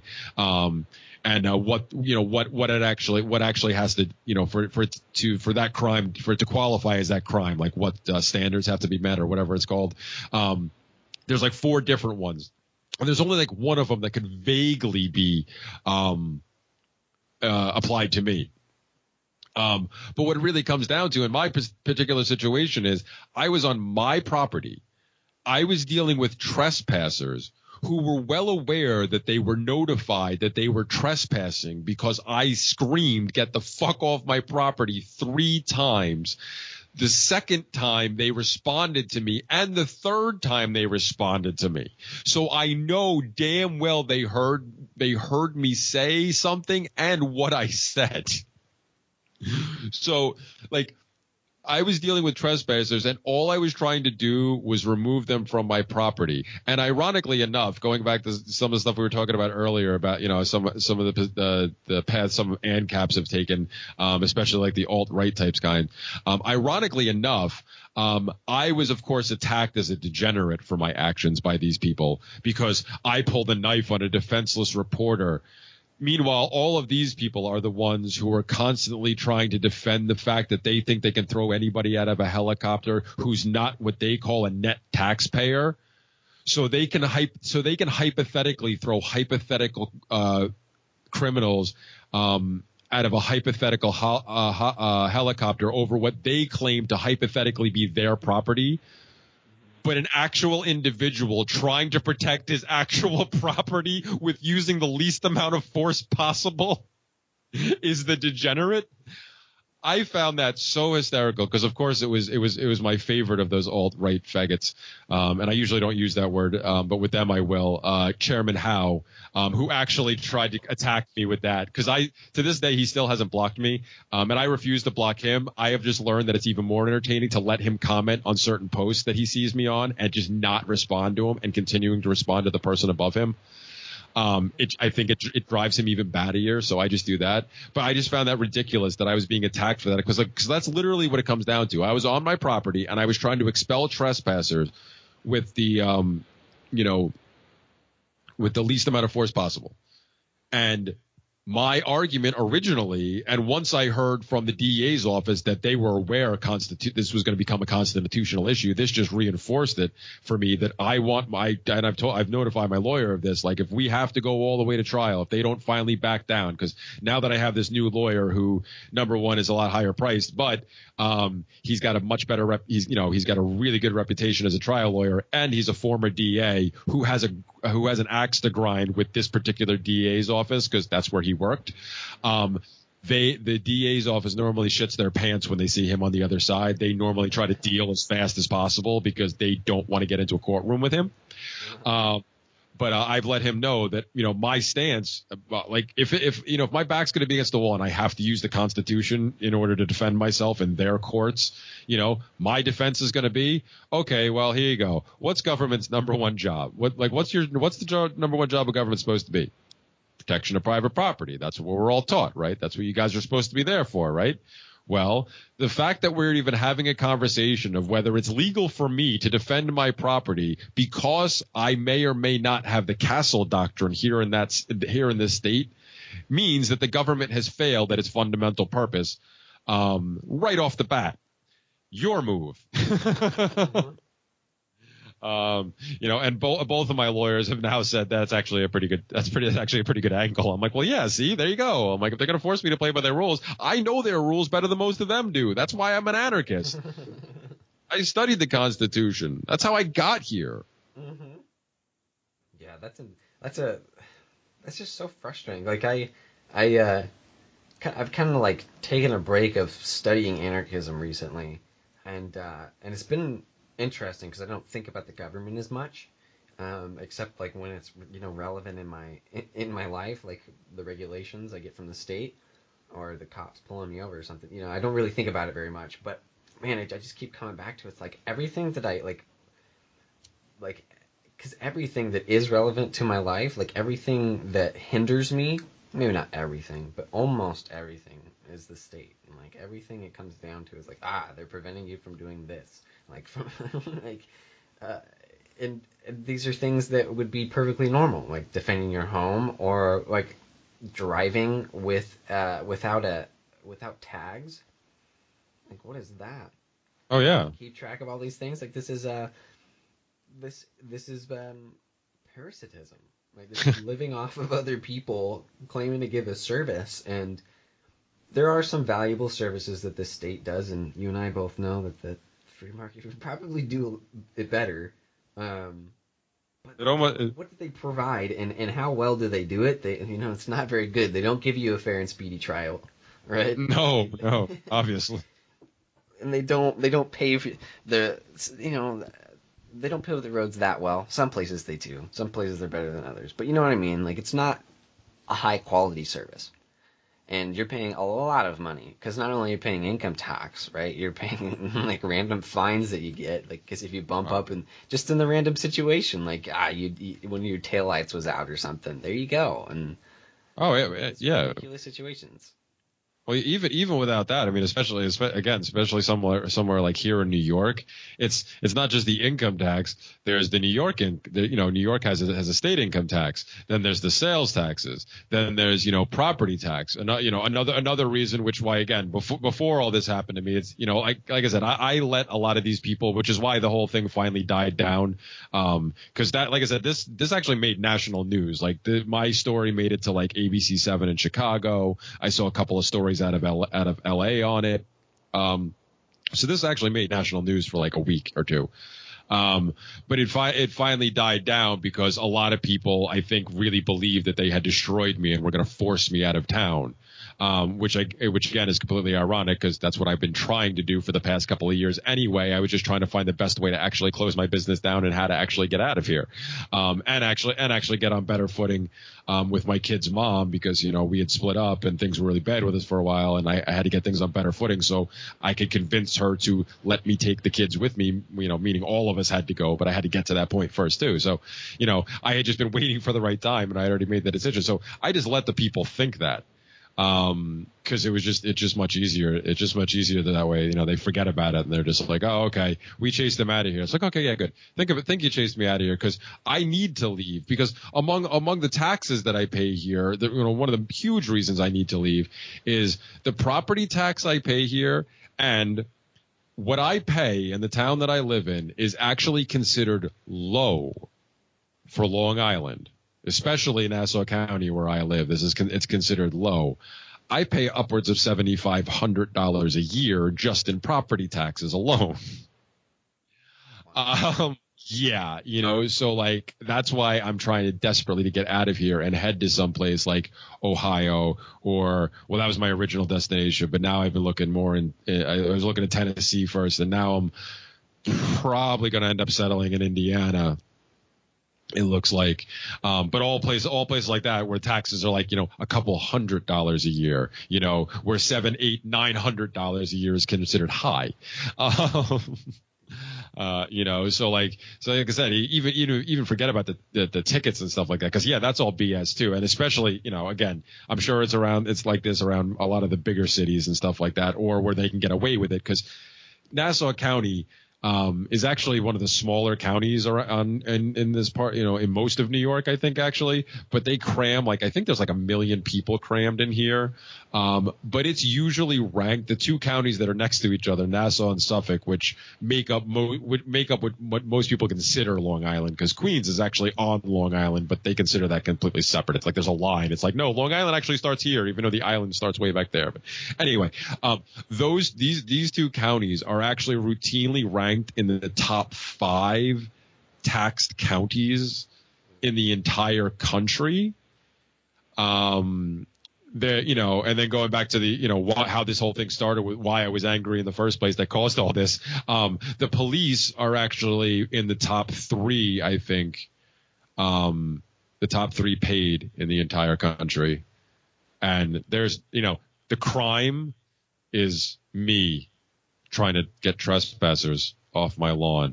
So and it took 12 of them, by the way. When the cops showed up that day to arrest me, at least I lost track, but there was at least 6 cars and at least 12 officers that showed up to arrest me over me protecting my property. So you want to talk about a waste of resources? Right. Yeah. It's just insane. I mean, this is why I hate the government. That's it. Yeah, I didn't need this to hate the government because I already did. But if I didn't before, although, that is one of the sad things. And for the most part, it doesn't bother me. But every once in a while, when I think about it, I realize it is kind of sad. It's like, unfortunately, a lot of my family think I did wrong too, apparently. Because, like I said, they've virtually disowned me. I mean, I haven't spoken to, I don't think, anybody except my dad, who's separated from all that anyway, because it was my mom's side of the family that I mostly talked to anyway. But my dad's my only one who's on my side. I mean, he was out there jumping on social media posts, jumping on newspaper websites, making comments and stuff. He's still angry. He's actually the reason I did get the high price lawyer, because even though he came at a steep discount, still a lot of money that I didn't have. But my dad offered to loan me the money. Because otherwise I wouldn't have been able to. I would have been even further in debt trying to pay this guy off. So that was good. But yeah, the rest of my family, because they apparently think I did something wrong too. Like I said, I just wanted to be left alone, man. Yeah. That's my whole thing. I am a leave me aloneist. I really am. I've been there. I was a leave me aloneist before I was an anarchist. What frustrates me about your situation is that, like, you didn't actually harm anybody. Like, you said something that, like, and they took it the wrong way, right? Like, you didn't actually do anything. Like, anything wrong at all. You know what? It's not even that what I said they took the wrong way. They literally hinged it all on the fact that I had a weapon and I showed it to them. But it wasn't even enough. Like, but even then, it still wasn't enough to get brandishing, because I think that's actually a law here too. Brandishing a weapon, that's a whole separate thing you can get charged with. So it obviously didn't escalate to that. But if the system worked the way it's supposed to, I'm innocent until proven guilty, and they have to prove beyond a shadow of a doubt that I actually intended to harm these people, because that's in the statute that I read, that the one part that I found that could possibly apply to me, they would have to prove intent, and there was no intent. Like, they were on my property. They were almost in my fucking garage, and I literally took it out, said what I said, and put it back away and went back to doing what I was doing. And then they remained in front of my house for over 20 minutes until the cops showed up. Yep. Which, if you're really scared, wouldn't you leave? Right? Yeah. You're really afraid.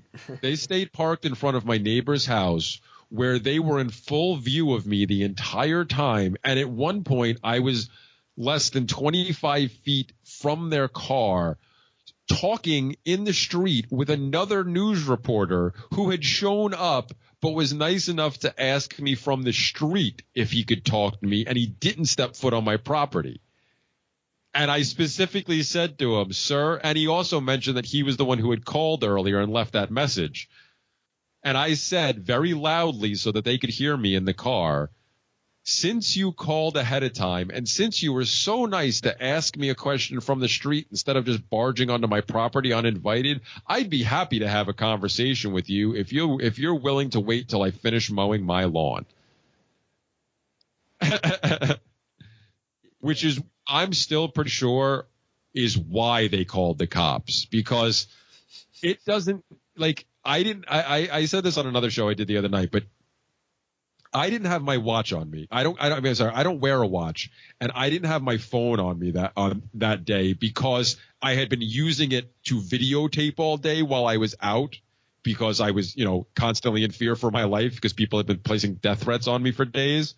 So my battery was dead, and because I had the knife on me, I figured I was safe to go out on my front lawn. And I didn't think anybody would actually try to attack me on my front lawn. And if they did, at least I had the knife. So I wasn't super worried about the phone for video purposes at that point. So I don't know exactly how long, but my best estimate, but from the time that I said after I pulled the knife out and then told them for the fourth time to get off my property and put the knife away, and went back to working on the lawnmower, and then they walked down my driveway, from that point to the point that the cop showed up, it was at least 15 minutes and possibly even 20. And I think it might be closer to 20 because I had time to finish priming the lawnmower because it was the first time I used it this season. So I was cleaning it up and priming it. So I had time to finish doing that, take it down to run it down to the end of my yard, do the front part, get a little bit into the yard, realize I forgot the bags, go back around the back of my house and inside to get the trash bags, back outside again to fill the bags, and then do a couple more rows and get another bag filled before the cop showed up. That's a minimum of 15 to 20 minutes. There is no way in hell, and even other like legal people and cops that I've talked to since then around this area have said the same thing. There is no way it takes the cops to show that long to show up at my house when the call, which I was told, the call came in that there was a guy threatening multiple people with a knife. That was the call. There's no way it takes them that long to show up at my house where I live. Absolutely not. Cops drive by my house daily because my house, even though it's in a residential zone, sits on one particular street that a lot of people use as a cut through from the one major road up north of me to the major road east of me. And people use it all day long, especially during both rush hours, but the cops travel it daily. There is no way it took all 6 of them that long to get there. They waited to call the cops. I think they did it after I said that to the guy because now they were even more pissed. But it seems more likely to me that they were doctoring the tape they wanted to show the cops first. Because that's what got me arrested. Was them? They said they had to wait till they viewed the tape the news crew had. And I'm pretty sure the tape they had was pretty close to what they put out on the air, meaning shows her hanging out at my front door for a while, and then all of a sudden jump cuts to my garage where I'm saying, "This is my comment, get off my fucking property." And then end scene. Not them walking around the side of my house, me yelling 3 separate times for them to get off. So. It's like what can you do about it now? Like it's just like your whole. I mean, it's not. I shouldn't say that. It's not your whole life. I mean, like, but what you were doing, even though you were planning, like, but let's say like they got what they wanted, and like that man all over just calling somebody a parasite. Not even that. Like you weren't like it was wow. I don't know. It kind of speaks to the outrage culture, I think, that we have. Like people are just looking for ways to be offended and mad. Absolutely. Just for like the entertainment's sake, because that's what that reporter was doing. Is they wanted a really nice story, and they got their fun story, I guess. But that's what they were going for was, and it's all that's all it is. It's just for other people's entertainment. Like you're not a threat. Like you're not that big. You're not a big news story, right? That's and they take it just because people would get mad at somebody having that opinion. I guess I just feel like, at least for me, I just don't care. Maybe there's enough people, like I'm just in a minority of a lot of opinions. I'm used to most people disagreeing. So I don't know. Maybe that is desensitized me. To caring about that, other people disagree with me or use certain language to describe things. I follow vegans on my Instagram because I don't know, I just don't care. It just kind of, it's frustrating to like, man, like that people would do that, like that they just go out of their way just because they're offended. Um, Yeah. Well, no, I agree. It's that. I mean, that's one of the main reasons that I left that post up originally, and that I only went back and started making sure, because for the longest time, all my posts had always been public, except the ones about my kids. Like those, I always made just friends only and stuff like that. But then I ended up after all this happened, I ended up shutting everything down for a while and making all my posts friends only, except that one. And that was one of the main reasons I left it up specifically, was because I said it on the thread multiple times. I talked about it on different shows I did at the time. This was a huge example of exactly what you were talking about, the outrage culture. And specifically, I thought this was and even though it came at my expense, I thought it was an excellent example to show people just how horrible the right wing can be, because this was, the alt-right was a thing, but it started to gain more and more steam after this. But still so many people, viewed that I knew, whether they call themselves libertarians or independents or just some kind of right wing, but they viewed most people, as, oh no, it's only the liberals that do this stuff. It's only the progressives or the libtards or whatever they call them. This just blind hatred, and these because they're the same people that would laugh when the left would call the boycott a specific thing over something ridiculous. But here they are trying to destroy the business of somebody they don't know. And not only destroy the business, they were out to destroy my life. Like I said, they literally tried to report me everywhere. I mean, I know I was reported to the IRS, because constantly, whether it was the messages on Facebook or actually in the threads themselves, or on my voicemail at my office. Multiple people, had talked about how they were going to take me down the legal way, and they were going to make sure I was up to code on everything, and I had, make sure I wasn't due for an audit of any kind, So they basically people just called up, and based on the amount of based on how quickly some of the, like I said, the one the dog food company that, basically, like I said, wasn't my sponsor. In the end, I basically got coupons for my dog's food for it. That's basically what like the money I got from them for quote unquote selling their product, being an affiliate, marketer, affiliate seller for them. Basically equated to coupons for my dog's food, because I never pushed the product. I just never got around to it. And so I wasn't making any money. And once I switched back to the old dog food that I was using before that one, it works out to about the same amount of money anyway, with the coupons I was getting from them. So it's really no big loss. And my insurance company dropped me. Again, without first saying they were going to let me have my say, and then afterwards decided, nope, you don't get your say. We're just dropping you. But stuff like that. I had to deal with it. Like I said, all of it to me, the fact that those people, like those type of companies, they obviously had to receive enough calls for them to warrant them doing it just like that. You got to figure they were deluged by phone calls, because why else would a company take somebody, especially my insurance company, who I've been a customer for 10 years, always paid my money to them. They had to pay out one claim for me halfway through my second year, and then they never had to do anything for me again. And I just gave them my money every year. So what's the chances of a company like that doing that over just one or two phone calls? Likely there was a lot of phone calls, which if people spent the time to do that, they called all these other agencies too. And the town, the township that I live in, the local government on top of all the other government I deal with, they obviously got called because I got reported for everything. I got reported because my roof is in disarray, which is bullshit. It's not actually against my law for my roof to be the way it is. But they still cited me for it anyway. And then they cited me for not having permits for a fence. like all insane, just whatever they could possibly get me with.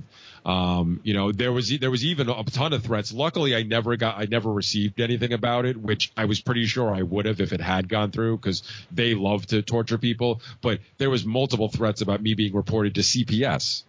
Oh wow, yeah. And especially knowing Carlos Morales and having interviewed him and listening to him interviewed a bunch of times and knowing what the real deal with that is, it's like, I know that if anybody had called and just made up anything, they would have been knocking at my door. So, luckily I dodged that bullet, because that was anything else, even if the IRS comes after me, whatever, I'll deal with it. But CPS comes after me and tries to take my kids from me. That's not going to end well. Yeah, that's a serious line to cross, right? Yeah. That's one of the frustrating things about the government is that those agencies. Yeah, but my overall point was, the fact that they did all this, I kept that posed up and I was trying to show other people, and it actually worked for some people, because through that, like I said, I think there was at least 20,000 comments. Comments and sub threads coming off of those comments, and there was a slew of people on there, obviously trying to come to my defense and stuff, especially during the 3 days that I got the Facebook ban for, like I said, I still don't know what, but there was so many conversations going on that multiple people actually peeled off and started having side conversations. I kept getting reports that people were now friending other friends of mine and asking more questions about anarchism and stuff. And then even just the people that were coming on there just to say, I came to say what a horrible person I think you are for saying what you said, but reading the comments of the people who are attacking you, they're no better, if not worse than you are. This is just disgusting. So it was actually breaking through to some people how horrible this contingent of the population that so many people dismiss as not being capable of this type of vitriol and this type of blind just rage and just emotional bullshit, and not thinking at all, and not being these principled people that they claim to be, and being every bit as bad as, we call, a bunch of us have taken to calling this the CJWs, the cultural justice warriors. That's what a lot of these people are like. They're no better and sometimes worse than their SJW counterparts. But yeah, like I said, that's why I left it up there to expose that to more people, because and that's another reason that I stepped away a lot, for a lot of the reasons I stepped away too. It's there's just no point.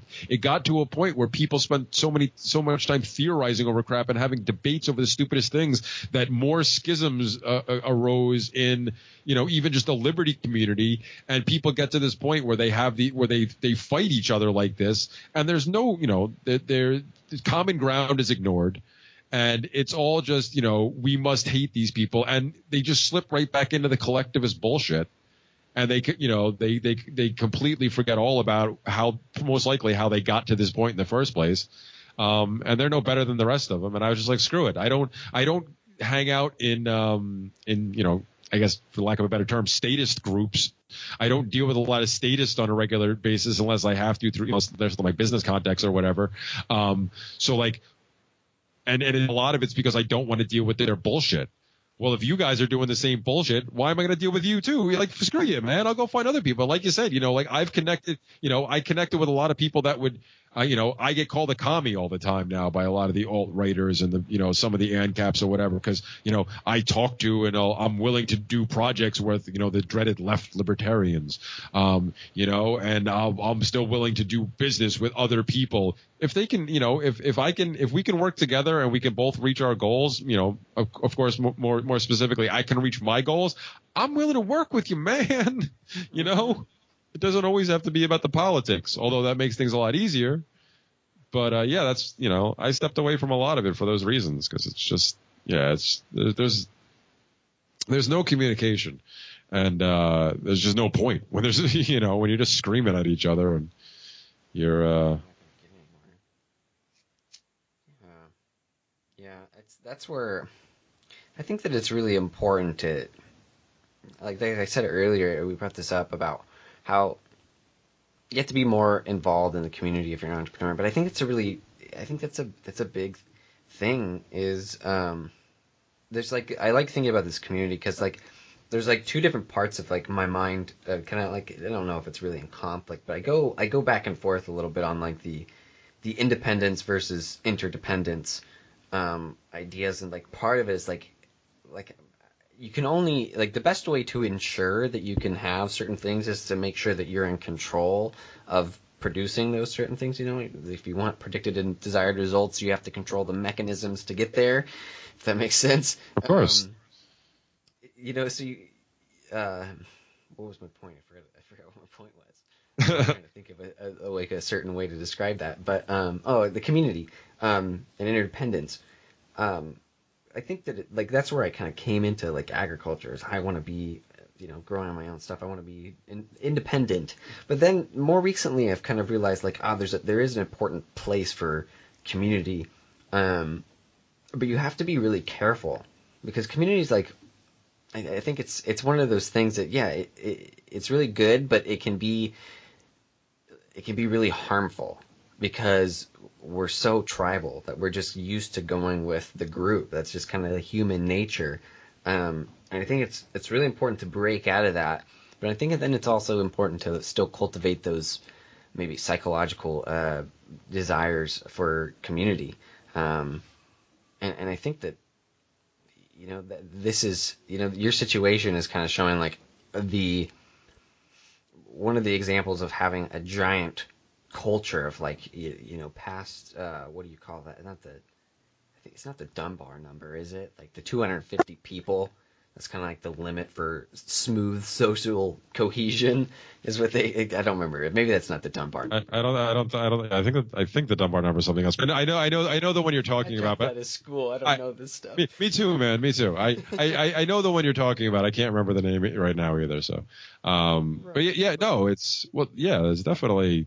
I mean, I'm not opposed to community. I mean, I am a leave me aloneist, but I'm not insane either. I recognize that it's near impossible for anybody, even if you can manage to secure some type of land somewhere that you'll largely be left alone by whatever governing force claims ownership of said land before you. Um, it's virtually impossible to go back to sorry, Ann Prims, to go back to the society that you would like that you would be dependent on no one else but yourself. Like 100% self-sustainability is really kind of hard to do. I don't really actually think it's possible. Well, actually, I shouldn't say that. I'll leave some room to say some people should be able to do it somehow, some way. But most people that I've come across that are doing it, even and I'm not knocking them. I mean, if you're managing to be like 80%, or better, or screw it, if you're doing 50% or better at this time, go you, man. That's fucking awesome. I'm not knocking you for it. But everybody I've come across who's even doing 60, 70, 80% self-sustainability, it's still like they still trade with other people, like they still interact. So there is still some sense of community. So yeah, I mean, and we are tribal creatures, that is kind of unavoidable. There are certain things that I guess, I mean, I really don't like to put any absolutes out there, but it's human nature. I've always, for the longest time, I've said is not, despite what so many people saying it's fixed. I don't think it is. I think it is fluid to a certain extent, and at some point it may change. But at least now, in the current state, in the current culture or cultures, I should say, because there's multiple cultures. I don't think it's possible, short of full scale eugenics, to breed that out of people. So. It's there, and you're right though. It can be dangerous. The larger it is, the more likelihood for things to go wrong too. Yeah, absolutely. I don't know. I think that's fits into our theme. Talking about going back and getting into agriculture, but hey, we're getting up to close to 2 hours here. Oh wow. This has been really fun. Like I love doing podcasts and having this wide network of just very interesting people. Because I don't know, like I wonder like what would have happened if I hadn't been introduced to the Freedom Feens, and like where would I be? Because so many of the great people that I've met have just been through this network of libertarians, and it's quite fun. So thank you for joining me and being one of those people.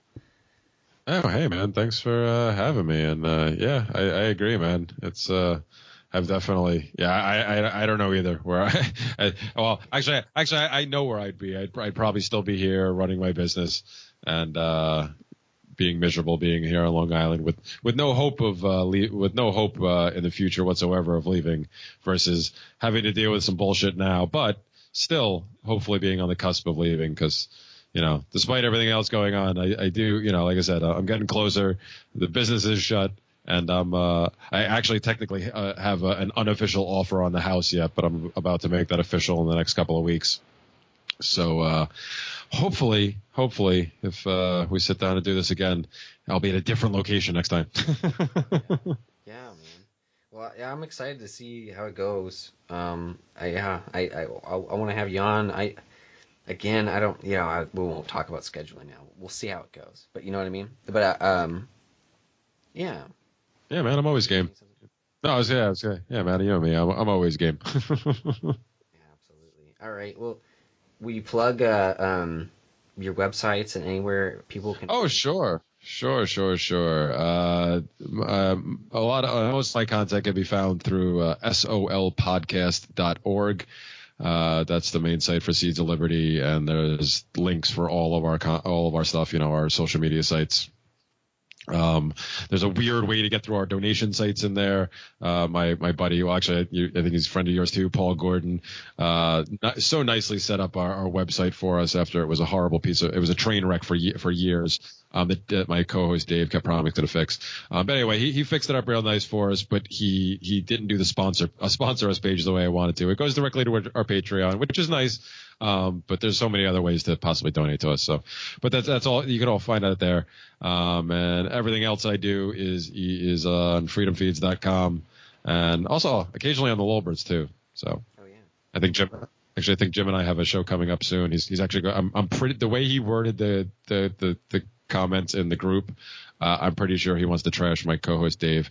Dude, 'Cause, they've been going back and forth. It's oh, so funny. he blocked him Jim is today. hilarious. Jim he put up a post today. He's like, and done with Dave Painter, so he blocked him today. Which as I commented on there, because you were saying, how great it is to have these conversations. I love having them too. Unfortunately, we don't do interviews on the Feens because, well, so many people have screwed that up horribly. Including me. I was one of them who did an interview. It was just me and that one guy, and he was so bad, and I just couldn't pull. I was still too new at it. I wasn't able to. It was just a bad episode. Anyway, and more and more people don't want to come on my show anymore because they hate Dave, or our numbers took a hit. A lot of people try to blame it on what happened to me, but actually our numbers spiked. What happened to me? Actually, I do a solo podcast every once in a while, Abolitionist Abstractions, which I put them out very sporadically. But I happened to put one out the day before this all happened. That became and is still our most viewed piece of content ever. It got like 25,000 listens or something like that just on our lip sync alone. But it's all because people were trying to figure out who the hell I was. Right.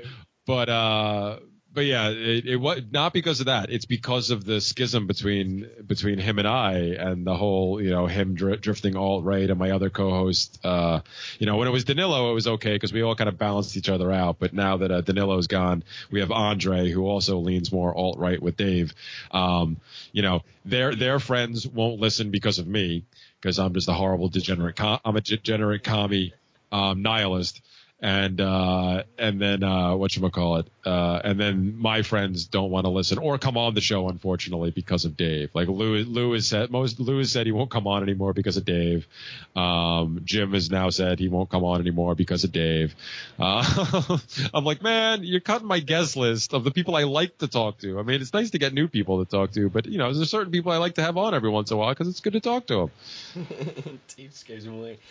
Like, what frustrates me about that alt-right thing, and we'll talk about this real quick, is like what gets to me is like the closed border thing. It's like if you don't like the government, don't let them close the border, because you're gonna have to run someday if they have that much control, and that defeat, like, to me, like, if you're there, what else is there to the alt-right thing? It's like you don't. There's no protecting Western culture, and closing down the borders just gives the government more power. Yeah, well, as they keep trying to tell us, apparently not doing it gives them more power than that, but they can't describe how, or especially Have so many more immigrants are on welfare. It doesn't strain the system. It just makes it stronger. No, they're taking more money out, which means less resources that the state has. yeah, So but that maybe they can make up more of it, but Well, yeah, but their whole argument is so full of holes, and like Dave, and I love the guy, and he's been one of my best friends for the past like 4 years, ever since we stumbled across each other in a I think now actually it might still be up and running, but there was a project we were both attached to called New Gateway, that we became friends through, and then we ended up doing the podcast together, and like I do love the guy, but he really pushes it, but arguing with him makes it so easy to show the holes in their argument, because when I press him for certain things, he can't say anything. He doesn't have a response to it, and he has to immediately deflect, but he's not as slick as some of the other wordsmiths in that group that can deflect with a long enough thing that actually will distract most people. Dave just like runs off will run off like 3 or 4 4 to 10 word sentences, but he'll run off like 3 or 4 of those in a row right after your questions, and he won't actually answer it, but he'll try to shift it in another direction very ham-handedly, which makes sense because he does whatchamacallit, segues on our show the same way. Like we'll be talking about something and he'll just all of a sudden blurt out like, oh, let's go in this direction. It's like, oh man, like you've been doing this how long?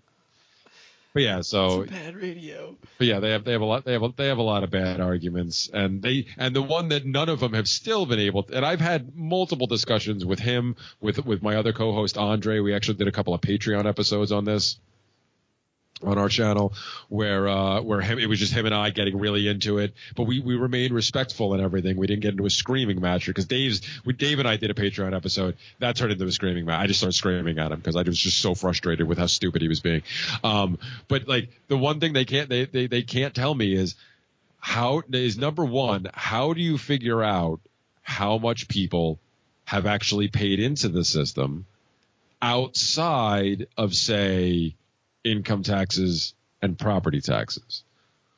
What about all the other taxes people have paid, possibly with cash and stuff? There's no record of it, like, gas tax, like all the other taxes people are charged that you can't possibly account for.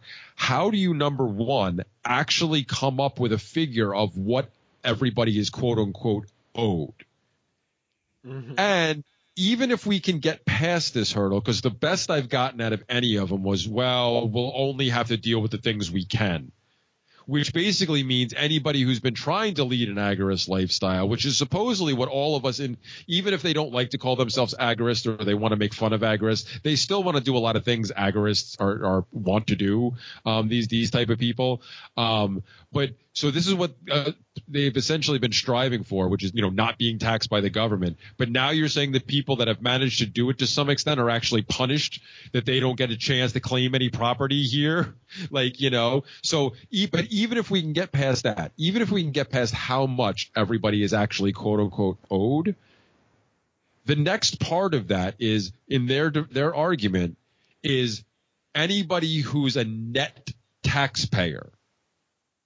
This is their argument, and the word for word, anybody who is a net taxpayer is entitled to a percentage of the state property and shit.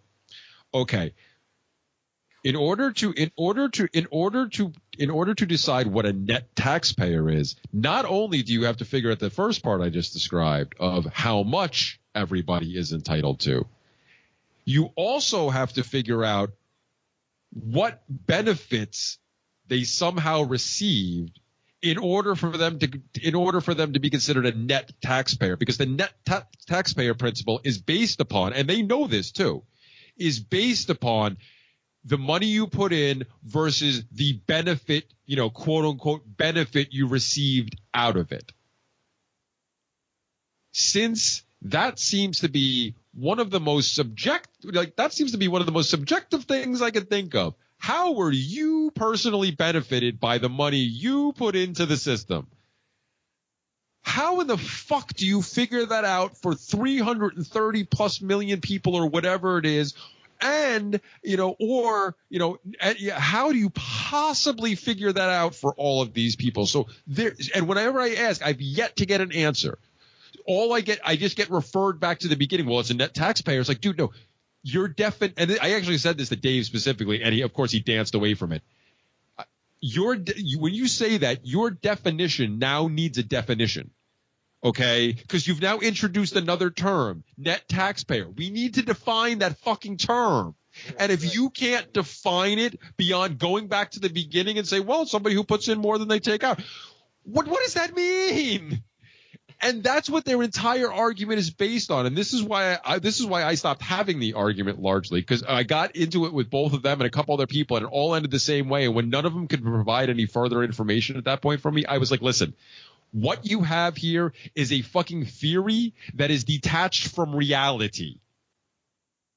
Therefore, it is fucking worthless. Okay? I don't care how great it sounds on fucking paper. And this actually ties up nicely back into what we talked about earlier about people being disconnected from reality.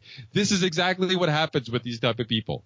They become so wrapped up with their theories that they, because that's not even to mention, figuring out that whole stuff is not even to mention that in order to figure out that first number, you also have to figure out all of those quote unquote horrible illegal immigrants in the first place who have also paid into the system in the same manner, because they have also paid sales taxes. They have also paid gas taxes. They have also paid a whole bunch of other taxes, whether or not they pay the income tax or the property tax, although a lot of them rent from people, which means they actually do indeed pay into the property tax, because part of renting out property is taking your property tax and entering it into the fucking equation for how much money you're going to charge for rent. So, those are three huge gaping holes that they don't actually want to address. Which is why I have no problem, although despite all of their arguments, I am still not an open borders guy, despite what they want to say, because just because I argue that against them and they can't answer me does not mean I am for open borders. I have and always will be for private property borders only. That's my thing. Yeah. Anyway, end rant. Well, yeah, I totally agree. We could probably go on forever about it, but it just makes me laugh, I guess, all of that. Anyway, thank you again, man. And anytime. We'll have to do it again next year sometime. And I'm just excited to see. I want you to have your farm, dude. Yeah, man. Hey, I'm a little ways away from that, but I'll just finish. But yeah, my plan is to get out of here. Like I said, Indiana seems like the most likely place. I have some other friends who live out there already. We have a project we want to try working on where we combine a farm with special needs kids. So we're going to try to do that. We're obviously a little ways off. My goal is just to get there, get as much money as I can for my house, pay off all my bills. So I start off fresh over there with nothing but my cell phone bill and my car insurance. And then, probably rent a place and then, try to make some money and hopefully within a year have enough between that. And if the crypto markets keep treating me nicely, between that, hopefully within a year, I'll be able to purchase land and, we'll get rolling. So, sweet, yeah, and of course, you're welcome back on my show anytime if you're willing to put up with Dave. I might do that. We can talk about that. Hey, I just wanted to pop in at the end of the show and say thank you for listening, and I hope you enjoyed it. Jeremy and I covered a lot, so I don't really want to unpack everything that we talked about. But yeah, I don't know. Maybe I don't want to pack anything at all. I guess there's something, I don't know. I really like the idea about the individual egoist sort of stuff we were talking about in regards to, taking your situation and making it better, finding freedom in this unfree world. I think that's really important, and that's one of the main reasons I like Jeremy, is he's one of these people that's going on this journey of finding more freedom. And the I don't know. That's really what has drawn me close to the libertarian movement as of late is this desire for freedom um, from external controls because that's my problem right now is like I could be doing all kinds of shit.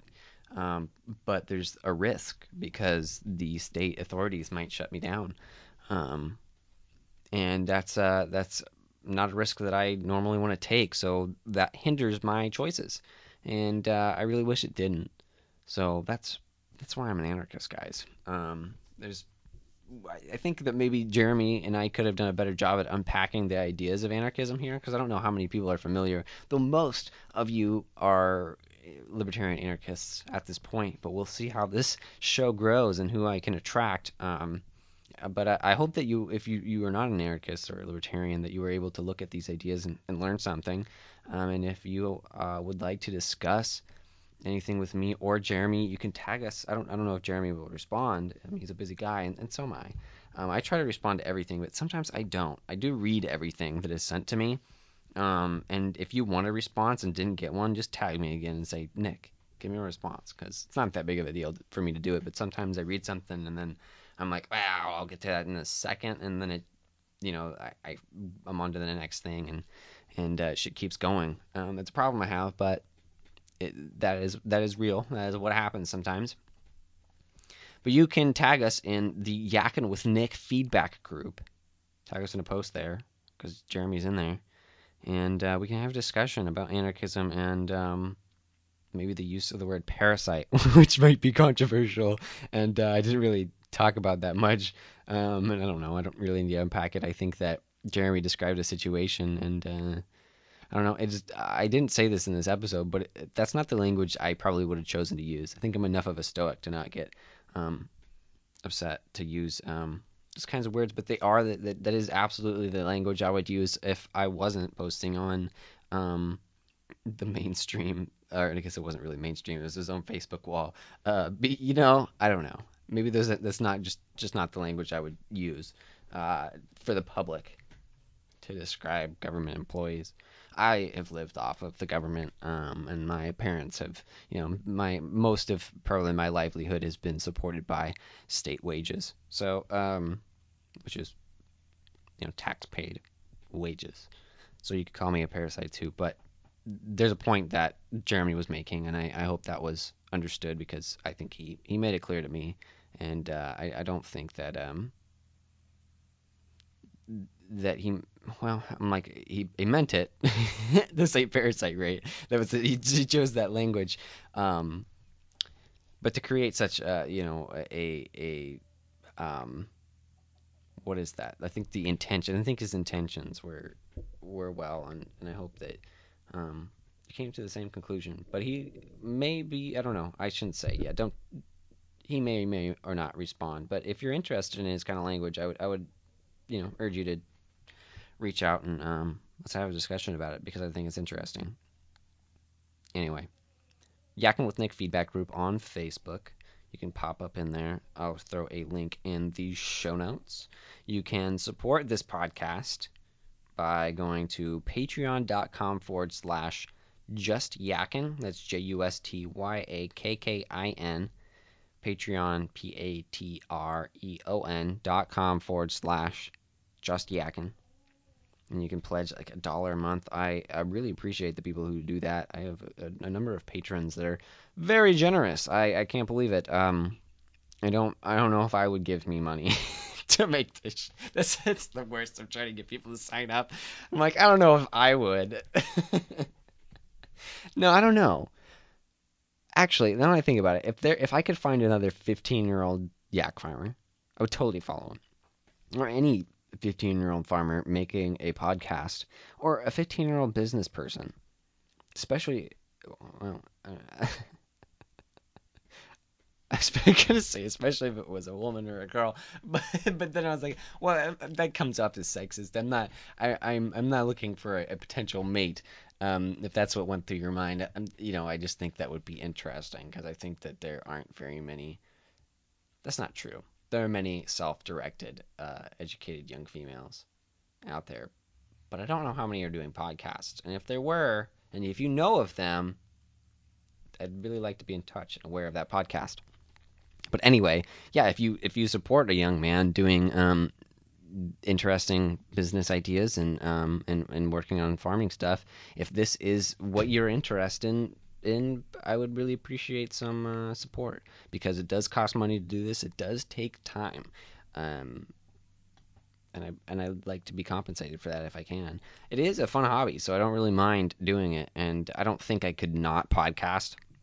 I could, I'm like I have to do a little bit of it. Like I need to it's not enough to do it consistently and be what I would say excellent. But it's enough to have this interest, and I need to get stuff out. I need to talk to people. Um, I need to create content. I need the attention, and then I don't know. I just find it fun. So I'd probably do this with or without because it's not that expensive. So far, it's $20 a month, and the patrons have cut that more than in half. So it's like $6 a month that I pay to Libsyn. I pay $20, but I save 13 of that or 14 of it. It's like 13.67. So $13 and I mean $6 and 25 cents or something. I don't need to keep talking. This has been a long outro. Um, but I do appreciate everybody who's done that and making this podcast possible because that is such a weight off of my shoulder because $13 a month adds up quickly over the years. So that's like well, I don't know what 13 times 12 is, but 12 times 12 is 144, so it's like 156. That's a lot of money, guys, and you save more than half of that for me. Um, I appreciate it very much. And if you'd like to donate in another way, you could donate to me with Bitcoin, but you'd have to hit me up. Hit me up on Facebook or at my email, yakkinwithnick@gmail.com, yakkin @gmail.com, and let's get in touch. I'm gonna try and keep like these ads. I don't. These aren't really ads short because I don't know. I just find it lame. If you want to support me, you'll be able to find me in the future. But this anyway. I'm just rambling because I have the microphone on and I don't want to stop. Thank you for listening. I will get another interview with Michael W. Dean out within the week, I believe. It should happen. Thank you for listening, guys. Bye.